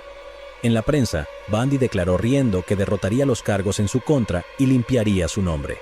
También prometió terminar su carrera de derecho y convertirse en un buen abogado defensor, utilizando a su actual equipo de defensa como un brillante ejemplo. Está bastante claro que Bundy pensaba que podría sacudirse el cargo de secuestro y volver a la normalidad. No parecía darse cuenta de que Daronch era solo el primer obstáculo y que la policía lo estaba investigando por docenas de asesinatos. Por otro lado, la policía pensaba que tenían a Bundy acorralado con evidencia de varios de sus crímenes. Lo que no se daban cuenta es que rara vez hay algo más peligroso que un psicópata acorralado y que siente que no tiene nada más que perder. Bundy pasó una Navidad y un Año Nuevo incómodos preparándose para el juicio de Daronch. Según una de las confesiones posteriores de Bundy, a principios de febrero de 1976, justo antes de que comenzara el juicio, secuestró a Debbie Smith, una joven de 17 años, en Salt Lake City. 2 meses después, el 1 de abril, se encontró un cuerpo muy descompuesto en una zona boscosa cerca del aeropuerto de Salt Lake City. En este punto, Bundy ya había asesinado aproximadamente a 31 mujeres, aunque el número podría ser mucho mayor. El juicio de Daronch comenzó el 23 de febrero de 1976.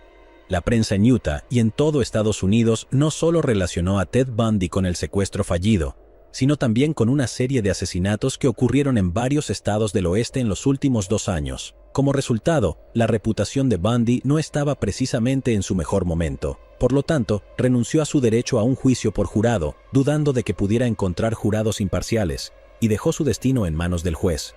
Bundy estaba relajado y arrogante en la sala del tribunal, y consultaba jurisprudencia y ayudaba a su equipo de defensa.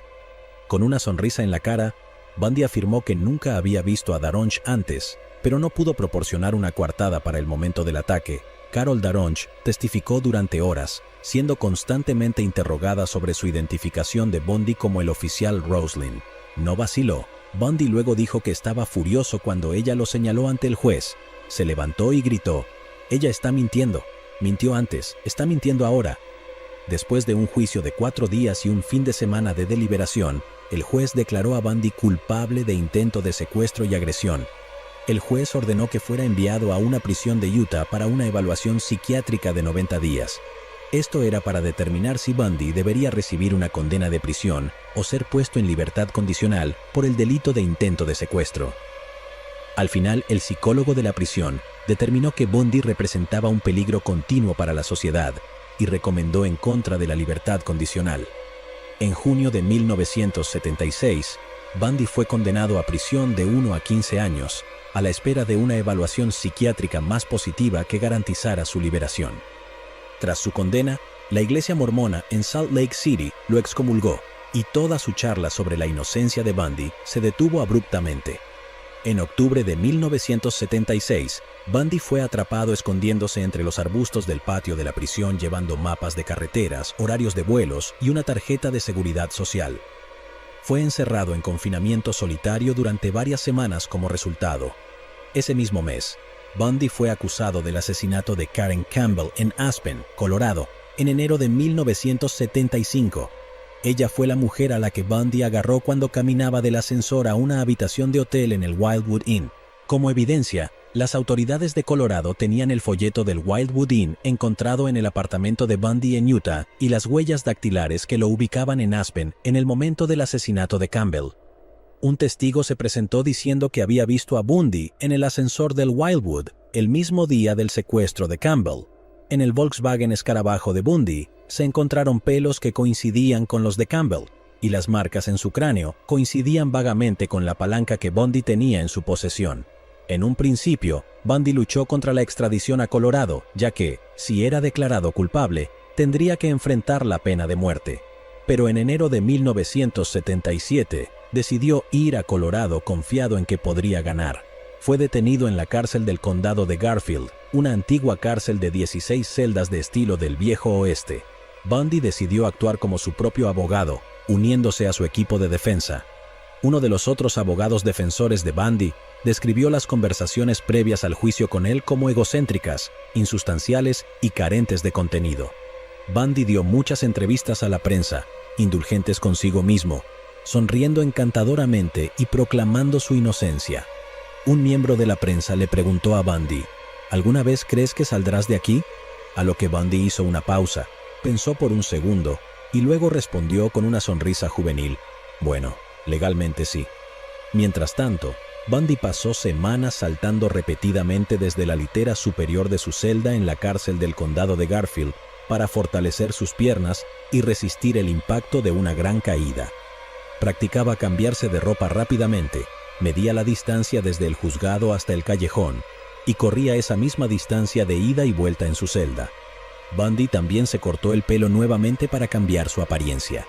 El 7 de junio de 1977 fue trasladado al juzgado del condado de Pitkin para la audiencia preliminar. Debido a que Bundy actuaba como su propio abogado, no llevaba esposas ni grilletes en las piernas. También se le permitió usar la biblioteca de leyes del juzgado para realizar investigaciones. El guardia esperaba afuera de la biblioteca mientras Bundy abría la ventana del segundo piso y saltaba desde una altura de 7 metros, aterrizando en el suelo y torciéndose el tobillo derecho. Bundy se deshizo de la capa exterior de su ropa para reducir el riesgo de ser identificado y corrió hacia la montaña Aspen. entró en una cabaña desocupada, comió algo enlatado, encontró ropa de cambio y un rifle. Pasó la noche en la cabaña mientras la policía establecía bloqueos en las entradas y salidas de Aspen y un equipo de 150 hombres lo buscaba frenéticamente. Al día siguiente, Bundy se perdió y pasó los 2 días siguientes vagando por la naturaleza. Fue golpeado por un aguacero de lluvia y granizo que lo dejó en estado de shock. El 10 de junio, robó comida de un remolque de camping en Parker y se dirigió de regreso hacia Aspen. 3 días después, el 13 de junio, Bundy regresó caminando a la ciudad. Robó un automóvil del campo de golf de Aspen e intentó salir del área. Los policías vieron a Ted Bundy conducir de manera errática a unos 12 kilómetros de la ciudad, lo detuvieron y lo arrestaron. Bundy fue devuelto al juzgado, 9 kilos más delgado, con ampollas en los pies y sonriendo como un loco, disfrutando de toda la atención de los medios. Los preliminares del juicio por el asesinato de Karen Campbell se prolongaron durante meses, con cargos adicionales presentados contra Bundy por su fuga. Numerosas pruebas clave fueron consideradas inadmisibles y las posibilidades de absolución de Bundy por el asesinato parecían bastante buenas. Pero eso no fue suficiente para Bundy, quien pensaba que estaba un paso por delante de todos los demás y quería demostrarlo. De alguna manera, Bundy adquirió los planos de la cárcel del condado de Garfield y una cegueta junto con $500 en efectivo, probablemente cortesía de Caroline Boone, quien lo visitaba regularmente. En la noche del 30 de diciembre de 1977, Bundy serruchó un agujero de 30 centímetros cuadrados en el techo de su celda. Perdió 15 kilogramos para poder ser lo suficientemente delgado como para arrastrarse a través de él. Desde allí, se arrastró por el techo y entró al apartamento de un guardia de la cárcel, donde robó algunas prendas y salió por la puerta principal de la prisión. Luego, Bundy robó un automóvil y lo condujo hasta que el automóvil se averió en la carretera, momento en el cual hizo autostop hasta la ciudad más cercana y tomó un autobús hacia Denver, Colorado. A la mañana siguiente, abordó un vuelo a Chicago. Al mediodía del 31 de diciembre, el guardia pasó por la celda de Bundy para verificarlo. Pensó que vio el contorno del recluso bajo las sábanas de su litera. El guardia vio que Bundy no había comido su cena de la noche anterior y, al apartar las mantas de la cama de Bundy, descubrió que no había nada más que una gran pila de libros. Para ese momento, la monstruosidad envuelta en piel humana ya estaba a mitad de camino a través del país. Ted Bundy sumió a toda la nación en un pánico absoluto e inalterado. La policía en Utah y Washington temían que regresara para vengarse de los antiguos testigos e informantes. Pero quizás lo más aterrador era la idea de que Bundy simplemente nunca sería capturado y que los cadáveres seguirían apareciendo en todo el país. En consecuencia, el FBI colocó a Ted Bundy en su lista de los 10 más buscados. Sin embargo, en los días previos a la existencia de Internet y la coordinación estatal de las fuerzas policiales, los esfuerzos del FBI eran limitados y, desafortunadamente, no pasó mucho tiempo antes de que comenzaran a aparecer cadáveres. Bundy tomó un tren desde Chicago hasta Ann Arbor, Michigan, donde el 2 de enero de 1978 estuvo en un bar viendo a un equipo de fútbol de la Universidad de Washington jugar contra la Universidad de Michigan y casi recibe una paliza por apoyar al equipo visitante. Luego robó un automóvil y condujo hasta Atlanta, Georgia, donde tomó un autobús hacia Tallahassee, Florida, llegando el 8 de enero. Unos días después, el 15 de enero, Bundy asesinó a 2 mujeres e hirió a otras 2 en el ataque a la casa de Chi Omega. Esa misma noche, agredió a Cheryl Thomas en el sótano de su apartamento. Bundy permaneció en Tallahassee durante un par de semanas y luego, el 8 de febrero, robó una camioneta blanca y condujo 241 kilómetros hasta Jacksonville. Allí se acercó a Leslie Parmenter, de 14 años, en un estacionamiento, haciéndose pasar por un tal Richard Burton y trabajando para el Departamento de Bomberos de Jacksonville. Leslie fue salvada cuando su hermano mayor llegó y asustó a Bundy. Ese mismo día, Bundy condujo otros 60 kilómetros hasta Lake City. Pasó la noche en un hotel Holiday Inn tomando ginebra y conversando con la gente en el bar. A la mañana siguiente, el 9 de febrero, Bundy se detuvo en una escuela secundaria y secuestró a Kimberly Leach, de 12 años. Bundy la violó y le cortó la garganta. Su cuerpo fue encontrado 7 semanas después, el 12 de abril. a 56 kilómetros de distancia, al lado de un cobertizo en el parque estatal Suwannee River. En este punto, el número de asesinatos conocidos de Bundy había aumentado a aproximadamente 34 mujeres y niñas jóvenes, aunque la cifra probablemente era mucho más alta. Bundy regresó a su apartamento en Tallahassee el 12 de febrero, y su casero estaba enfadado por el alquiler atrasado, y así, Bundy robó un auto, un Volkswagen Beetle, y huyó de la ciudad. 3 días después, a la 1 de la madrugada del 15 de febrero, cerca de Pensacola, el oficial de patrulla David Lee vio el Beetle y verificó las placas, descubriendo que había sido reportado como robado. Lee hizo señales para que Bundy se detuviera después de intentar inicialmente huir, pero al final detuvo el auto. Ordenó a Bundy que saliera del vehículo, se acostara en el suelo y pusiera las manos detrás de la espalda. Luego, Lee se acercó para esposarlo. De repente, Bundy se dio vuelta y pateó al oficial en las piernas, derribándolo. Bundy se levantó y huyó, mientras Lee disparaba 2 tiros de advertencia y lo perseguía. Lee derribó a Bundy al suelo y ambos forcejearon por un momento por el arma del oficial, hasta que por fin Lee logró dominar a Bundy y golpearlo en la cabeza con su revólver. Lee lo arrestó, lo metió en la parte trasera de su patrulla. Cuando Lee registró el Beetle robado, encontró 3 tarjetas de identificación pertenecientes a estudiantes universitarias de Florida State University, 21 tarjetas de crédito robadas y lo que resultó ser una licencia de conducir falsa. Bundy se negó a revelar su verdadera identidad. No tenía ni idea de quién era. Mientras Lee conducía a Bundy a la comisaría, Bundy murmuró: «Ojalá me hubieras matado». Mientras estaba bajo custodia policial en Pensacola, Bundy afirmaba ser estudiante de Derecho en la Universidad Estatal de Florida en Tallahassee. Al principio se negó a dar su nombre. Bundy se resistió a que se le mostrara la cara en las cámaras de noticias que habían llegado para filmar al hombre misterioso. Bundy también se dejó crecer un bigote largo y raído e imprimió una marca de nacimiento falsa en su mejilla izquierda para evitar que la gente lo reconociera de las noticias que salían de Colorado. Bundy le dijo a la policía que su nombre era Kenneth Meisner y les mostró su licencia de conducir para probarlo. En aquellos días, las licencias no tenían fotografías. Cuando su nombre apareció en los titulares, un sorprendido Kenneth Meisner se puso en contacto con la policía de Pensacola y dijo que todavía estaba en Tallahassee y que le habían robado su licencia. En su primera comparecencia, Bundy aún se negaba a revelar su identidad, por lo que el juez le negó la fianza.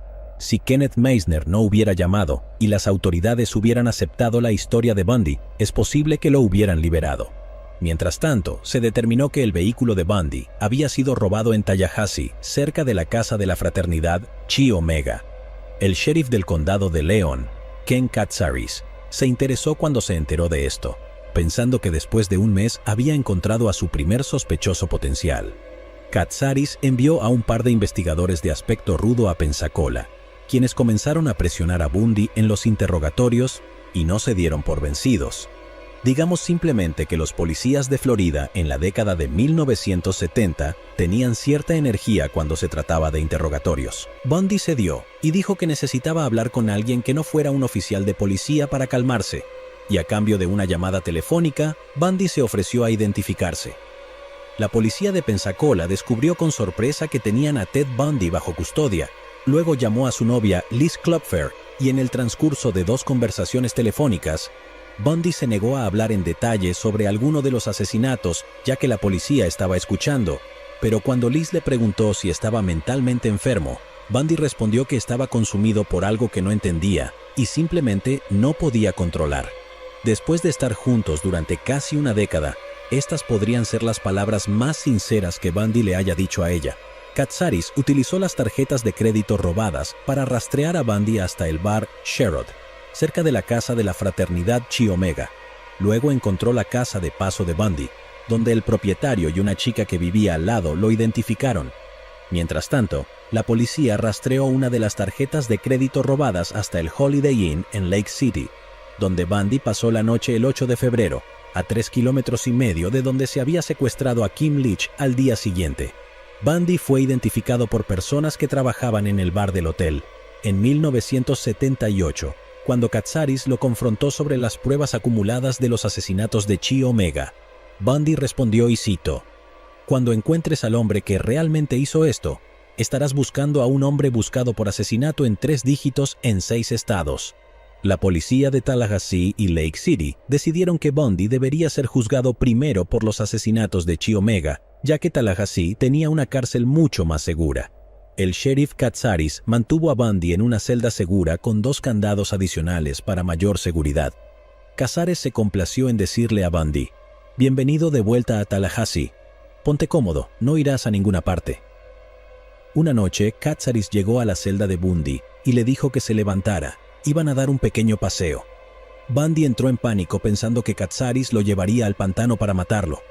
En cambio, Katsaris llevó a Bundy a un edificio donde 3 dentistas esperaban para tomar impresiones de los dientes de Bundy y compararlos con las marcas de mordida dejadas en el cuerpo de Lisa Levy en Chi Omega.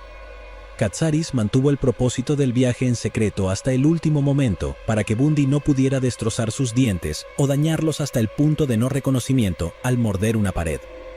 Bundy fue acusado por los asesinatos de Margaret Bauman y Lisa Levy el 7 de julio de 1978. Katsaris sacó a Bundy de su celda frente a las cámaras de noticias que esperaban para leer la acusación. Bundy, el narcisista patológico, fue humillado. Estaba furioso de que no se le permitiera hacer una declaración pública propia. 16 días después, Bundy fue acusado por el asesinato de Kim Leach. Después de un año de preparación, los preliminares del juicio de Chi Omega comenzaron el 9 de mayo de 1979 con el juez Edward Cowart presidiendo. Dado que Bundy no tenía dinero, se le asignaron defensores públicos para su equipo de defensa. Uno de ellos era Michael Minerva. Debido a que los medios de comunicación habían difamado a Bundy en todo el país, el consejo de Minerva a su cliente fue que mantuviera un perfil bajo en el juicio y no llamara la atención del jurado. En palabras de Minerva, permanecer tranquilo y parecer inocente. Quizás después de haber pasado varias horas hablando con su cliente en los últimos meses, Minerva debió haber sabido que Ted Bundy simplemente no iba a hacer eso. Minerva también planteó a Bundy la idea de llegar a un acuerdo de culpabilidad. Propuso que Bundy se declarara culpable de los asesinatos de Chi Omega para evitar la pena de muerte. En su lugar, Bundy recibiría una condena de cadena perpetua de 75 años. Bundy tenía 32 años en ese momento, y aunque la vida entre rejas no era atractiva, sería una vida larga y buena, abarcando muchas décadas, y ciertamente era mejor que una vida mucho más corta en el corredor de la muerte. Sin embargo, Minerva se sorprendió cuando Bundy aprobó la idea. El abogado de la defensa se acercó a la fiscalía con el acuerdo, y los fiscales lo aceptaron porque no estaban demasiado seguros de tener suficientes pruebas forenses para asegurar una condena, a pesar de las marcas de los dientes. El 1 de junio de 1979, Bundy compareció nuevamente ante el tribunal para presentar oficialmente su declaración de culpabilidad. Para sorpresa de todos, Bundy se puso de pie y pronunció un discurso en el que dijo: «Es mi posición que mi abogado cree que soy culpable. 2, cree que no hay forma de presentar una defensa efectiva. Y 3, que no ven forma de evitar la condena. Su señoría, si eso no alcanza el nivel de ineficacia del consejo, no sé qué lo hará». Todo lo que Minerva podía hacer era sentarse allí y ver horrorizado cómo Bundy saboteaba su propio acuerdo de culpabilidad. Luego, Minerva intentó renunciar al juicio, pero el juez Cowart negó la moción. En cambio, Minerva se vio obligado a quedarse en el equipo, asumiendo el papel de consejero. Ni siquiera asistió a gran parte del juicio. Mientras tanto, Cowart permitió sorprendentemente que Bundy hablara en su propia defensa, actuando como co-consejero. Un juicio de farsa como nunca antes se había visto en la historia de Estados Unidos estaba a punto de comenzar. El 1 de julio de 1979, el juicio se trasladó de Tallahassee a Miami, porque demasiadas personas en Tallahassee estaban familiarizadas con los ataques a Chi Omega y odiaban a Ted Bundy con todas sus fuerzas. Sin embargo, el traslado no sirvió de mucho. Bundy era ahora una celebridad internacional. No había una sola persona en Florida que no estuviera familiarizada con su reputación.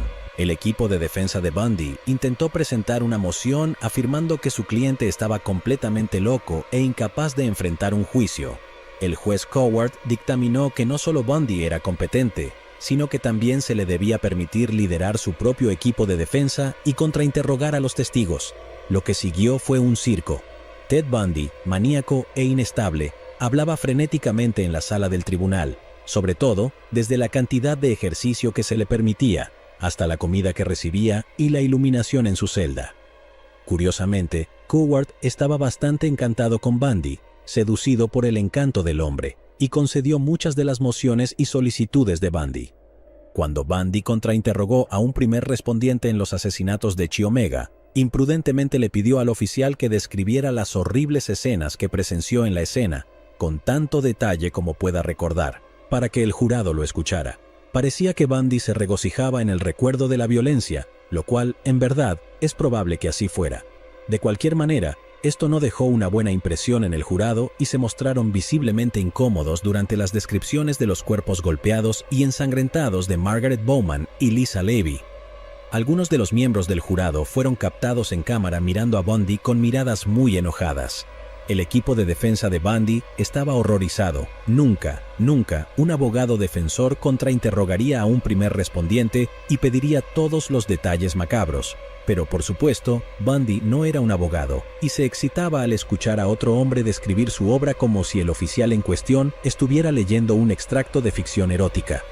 Nita Neary, quien había regresado a casa en Chi Omega esa noche y sorprendió a Bundy en medio de un asesinato, subió al estrado.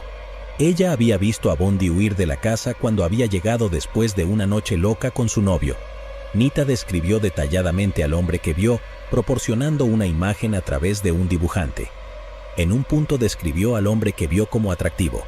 Luego, Nita señaló a Bundy en la sala del tribunal como el hombre que vio. Luego, Ted Haggard, uno de los abogados defensores de Bundy, interrogó a Neary y logró cuestionar su capacidad para ver a Bundy en la oscuridad durante unos segundos mientras escapaba de la escena. Fue un sólido contrainterrogatorio, pero luego Bundy se levantó inmediatamente e inexplicablemente intentó despedir a todo su equipo de defensa. Haggard simplemente pidió ser excusado y salió de la corte sin decir otra palabra. Luego, la fiscalía presentó al odontólogo forense, el Dr. Richard Subirón, quien explicó cómo las marcas de mordida encontradas en el cuerpo de Lisa Levy eran una coincidencia perfecta con los moldes tomados de los dientes superiores de Bundy. Subirón insinuó ante el jurado que las marcas de mordida eran como huellas dactilares, únicas. En realidad, las marcas de mordida no son como huellas dactilares, ni siquiera tan confiables como para confirmar la identidad de un cuerpo al mirar los registros dentales. Una docena de factores dermatológicos más afectan la forma de un hematoma en la piel de una persona. Hoy en día, los hematomas y las marcas de mordida no se consideran pruebas concluyentes, pero esta fue la primera vez que se presentó tal ciencia en un tribunal estadounidense. El peso de la ciencia impresionó al jurado, y Subirón habló con una enorme certeza de que eran definitivamente los dientes de Bundy los que dejaron las marcas. El impresionante testimonio afectó a Ted Bundy mismo. Estaba desconcertado por la evidencia y no podía pensar en una forma efectiva de refutarla.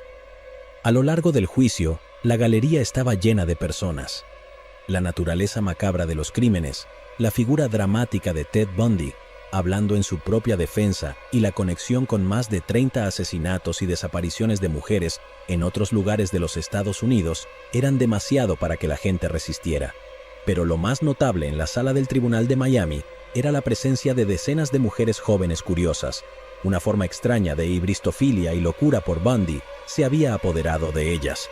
Algunas chicas intentaban pasarle notas a Bundy diciendo toda clase de cosas, desde propuestas de matrimonio hasta ofrecerse para tener relaciones sexuales, asegurándole a Bundy que sabían que era inocente. Algunas mujeres jóvenes también protestaron la inocencia de Bundy frente a periodistas y cámaras de noticias. Otras chicas pensaban que Bundy era culpable como el pecado, pero aún así se sentían atraídas por él. De hecho, el encantador Bundy, de 1,78 metros, seguro de sí mismo, sonriente y haciendo chistes y guiñándole el ojo a la multitud, inspiraba adoración en muchas de ellas. Y para algunos, la indicación de que también era un psicópata violento y sádico sexual ejercía una atracción más oscura y macabra. También en la galería estaba Carol Ann Boone, ex colega de trabajo de Bundy en Seattle y posterior amante mientras él estaba en una relación con Liz Klopfer. Boone estaba enamorada de Bundy, aunque se podría argumentar que no estaba en su sano juicio, pero no era una hibristofílica. Ella pensaba que Bundy, o Bunny, como cariñosamente lo llamaba, era inocente. Boone habló en su nombre ante los medios y dijo: «Los cargos en Florida no me preocupan más que las cosas del oeste». El 24 de julio de 1979, Los abogados presentaron sus argumentos finales, y el jurado se retiró a deliberar. Estuvieron ausentes solo 6 horas y media antes de regresar. Encontraron a Bundy culpable de asesinato en primer grado de Margaret Bowman y Lisa Levy de Chi Omega. Bundy permaneció impasible mientras se leía el veredicto. Por un breve momento, su sonrisa burlona y su alta confianza desaparecieron. Bundy estaba asustado, pero al instante volvió a guiñar y sonreír a la multitud como si nada hubiera ocurrido. Su madre, Louise Bundy, estaba presente en la sala del tribunal. Se derrumbó en lágrimas esa noche y declaró a la prensa que Bundy era inocente. El día de la sentencia de Bundy, Louise hizo una apasionada apelación al jurado para que no condenara a muerte a su hijo. Dijo que su cristianismo la llevaba a creer que nunca estaba justificado matar a otro ser humano y que las leyes del estado de Florida no están por encima de las leyes de Dios. Bundy le dijo al jurado que era, y cito, absurdo pedir clemencia por algo que no hice. El jurado dictó la pena de muerte para Ted Bundy. El juez Coward, independiente, pero de acuerdo con el jurado, impuso la misma sentencia. Después de leer la sentencia, Coward le habló a Bundy diciendo, es una tragedia para este tribunal presenciar un desperdicio total de humanidad como el que he presenciado en esta sala. Eres un joven brillante, habrías sido un buen abogado. Me habría encantado verte practicar frente a mí, pero elegiste otro camino. Cuídate, no tengo animosidad hacia ti, quiero que lo sepas. El juez Coward quizás habría sentido un poco de animosidad si hubiera reflexionado adecuadamente sobre el desperdicio de humanidad en todos los asesinatos en Chi Omega, en el lago Sammamish o en el Wildwood Inn, y una docena de otros lugares en todo el país donde las mujeres fueron brutalmente violadas y asesinadas. El 1 de enero de 1980 en Orlando, Florida, comenzó el juicio por el asesinato de Kim Leach. El objetivo de este juicio era obtener 2 penas de muerte contra Bundy, por si acaso la de Chi Omega no se sostenía y se conmutaba por cadena perpetua. Los fiscales de Florida estaban decididos a hacer que Bundy se cocinara. El juicio de McKim Leach fue bien para la acusación. Testigos presenciales se presentaron diciendo que vieron a Bundy obligando a la niña de 12 años a subir a una camioneta blanca en la escuela secundaria. Otros testigos situaron a Bundy en el Holiday Inn la noche anterior. Se encontró una mancha de sangre en la camioneta que coincidía con el tipo de sangre de Kim Leach. El semen en su ropa interior coincidía con el tipo de sangre de Bundy. Se encontraron fibras de alfombra de la camioneta en la ropa de Kim Leach y viceversa. Una vez más, Bundy se representó a sí mismo en el juicio. Su comportamiento arrogante y errático una vez más no dejó una buena impresión en el jurado. Fue su peor enemigo. En un acto dramático, Bundy llamó a Carol Ann Boone como testigo de carácter. Mientras la interrogaba, Bundy le pidió a Carol que se casara con él y ella dijo que sí. Luego, en su declaración final, Bundy extendió los brazos y se comparó con Jesucristo. Estas actuaciones melodramáticas solo lograron enfurecer a un jurado de Florida. El 6 de febrero de 1980, el jurado declaró a Bundy culpable del asesinato de Kim Leach. Mientras se leía el veredicto, Bundy se sentó de espaldas al tribunal. Después, mientras el jurado era escoltado fuera de la sala, Bundy se levantó y con veneno en la voz, le dijo al juez, «Dígale al jurado que estaban equivocados». Bundy estaba furioso y forcejeó con un guardia mientras era escoltado fuera de la sala. El fiscal del juicio de Kim Leach, Bob Deckel, estaba eufórico. El asesinato de la niña de 12 años lo había afectado emocionalmente. Dijo que lloró por primera vez en su vida adulta cuando la policía encontró el cuerpo. Describió a Bundy como una basura con forma de ser humano. Por el asesinato de Kim Leach, Bundy fue condenado a muerte por segunda vez. Ted Bundy fue colocado en el corredor de la muerte en la penitenciaría estatal de Florida en Railford. Apeló ambas sentencias de muerte, pero la Corte Suprema de Florida rechazó su apelación por los asesinatos de Chi Omega en 1978. La apelación de Bundy contra la sentencia de muerte por el asesinato de Kim Leach fue denegada en 1995. A partir de ese momento, los esfuerzos legales de Bundy se centraron en evitar la pena de muerte y lograr que su condena se conmutara por cadena perpetua. Bundy estaba aterrorizado de morir y haría cualquier cosa para prolongar su vida.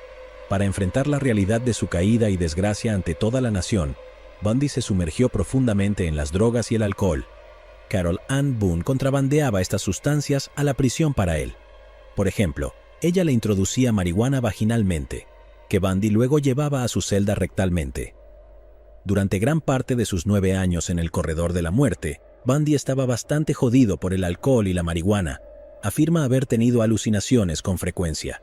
Mientras tanto, Bundy también sobornaba a los guardias para que pasaran por alto el hecho de que tenía relaciones sexuales con Carol Ann Boone casi cada vez que ella lo visitaba.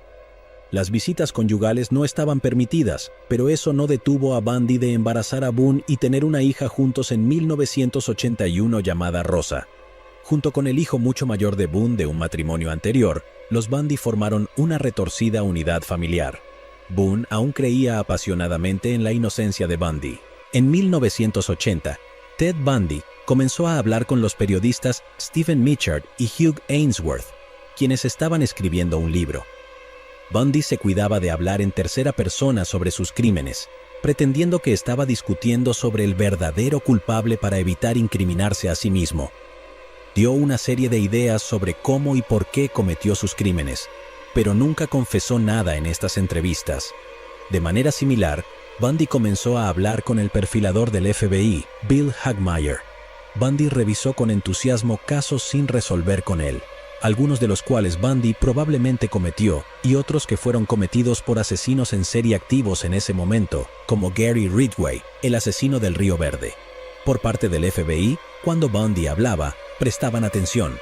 Les proporcionó una tremenda nueva perspectiva sobre cómo pensaba y operaba un asesino psicópata.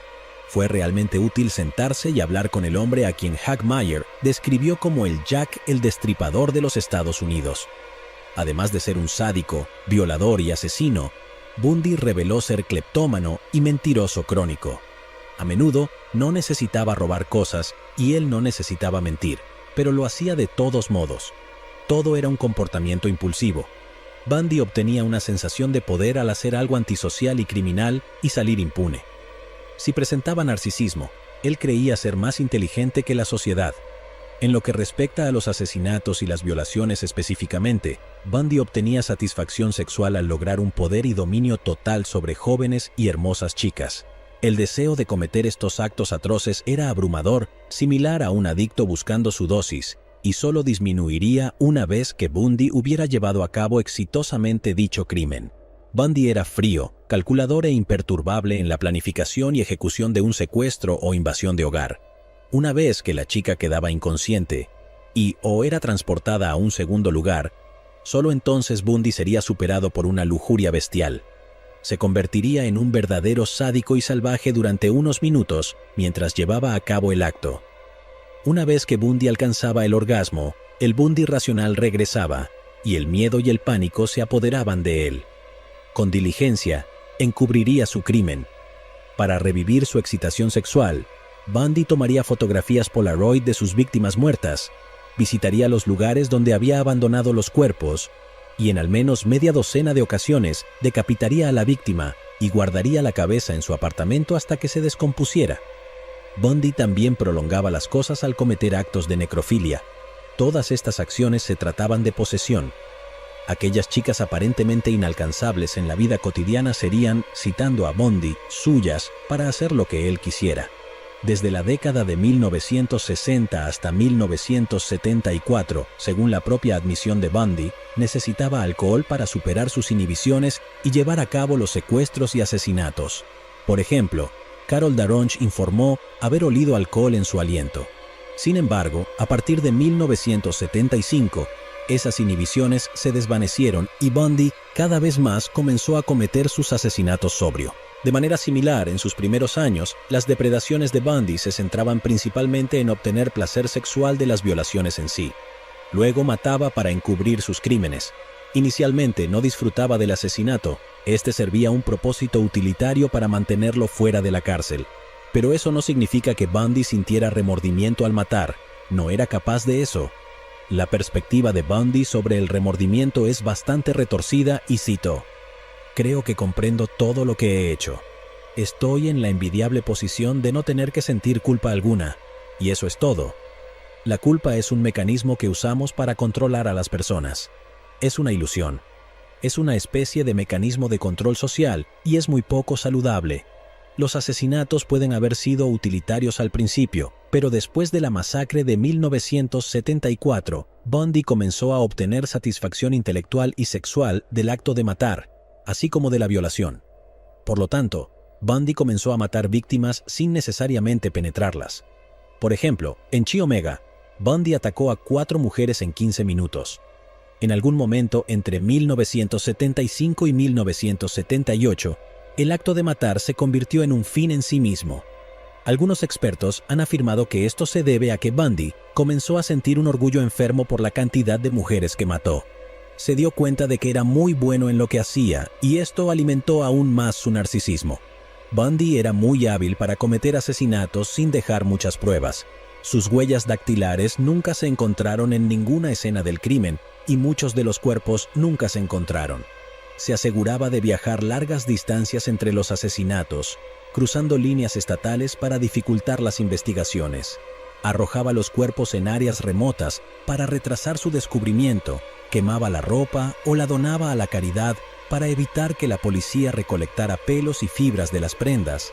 Una de las razones por las que Bundy solo fue procesado por el secuestro de Daronch y los asesinatos de Chi Omega y Leach es porque no había suficientes pruebas para la mayoría de las 30 o más mujeres que Bundy mató para garantizar una condena. Hay otro factor a considerar. Una vez que Bundy mataba, no sentiría hambre por un tiempo. Originalmente, un asesinato podía satisfacer a Bundy durante meses y luego solo unas pocas semanas. Luego se volvió insaciable. Está bastante claro que, si se le hubiera permitido a Bundy continuar con sus crímenes, la velocidad a la que cometía asesinatos solo se hubiera acelerado. En julio de 1984, Bundy fue atrapado con 2 hojas de sierra que usó para cortar una barra de acero sobre una de las ventanas de su celda. Para encubrir su trabajo, Bundy había vuelto a colocar la barra usando un pegamento débil hecho de jabón de prisión. Este es el último intento de fuga conocido de Bundy.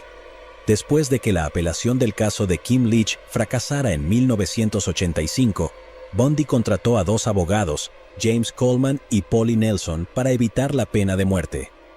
Ambos consideraban a Bundy como un monstruo, pero Coleman y Nelson eran idealistas en contra de la pena de muerte. Para citar a Polly Nelson, impedir que el gobierno mate a personas en mi nombre era una de las cosas más importantes que podía hacer. El argumento presentado por sus abogados fue que Bundy había recibido una representación inadecuada en el juicio.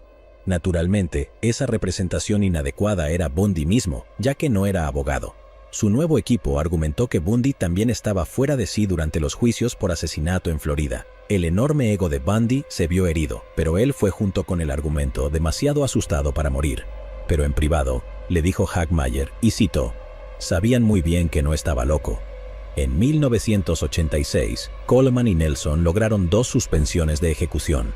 Una, 7 horas antes de que se suponía que Bundy sería ejecutado, y otra solo 15 minutos antes de que debiera morir.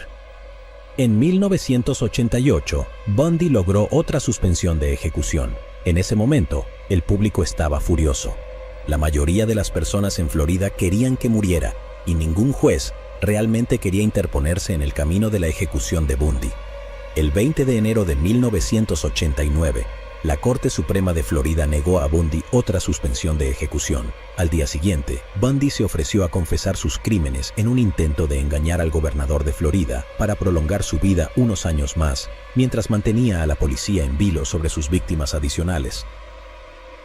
Esta nueva estrategia fue llamada el Plan de Ted para ganar tiempo confesando. Diana Weiner, una joven abogada de Florida que se había enamorado de Bundy, incluso tuvo la desvergüenza de acercarse a las familias de las víctimas y les pidió que firmaran una petición solicitando al gobernador más tiempo. Todos se negaron. La madre de Bundy, Louise, quien durante mucho tiempo proclamó la inocencia de su hijo, estaba devastada. Hablando con los medios entre lágrimas, dijo, «Si él mató a todas esas jóvenes mujeres y tenemos varias hijas hermosas propias, es algo terrible, y él no fue criado de esa manera». Carol Ann Boone estaba furiosa y se sintió profundamente traicionada de que Bundy resultara ser culpable. Ella se negó a aceptar una llamada telefónica de él la mañana de su ejecución. También pudo haber estado molesta porque Bundy había encontrado una nueva llama en Diana Weiner.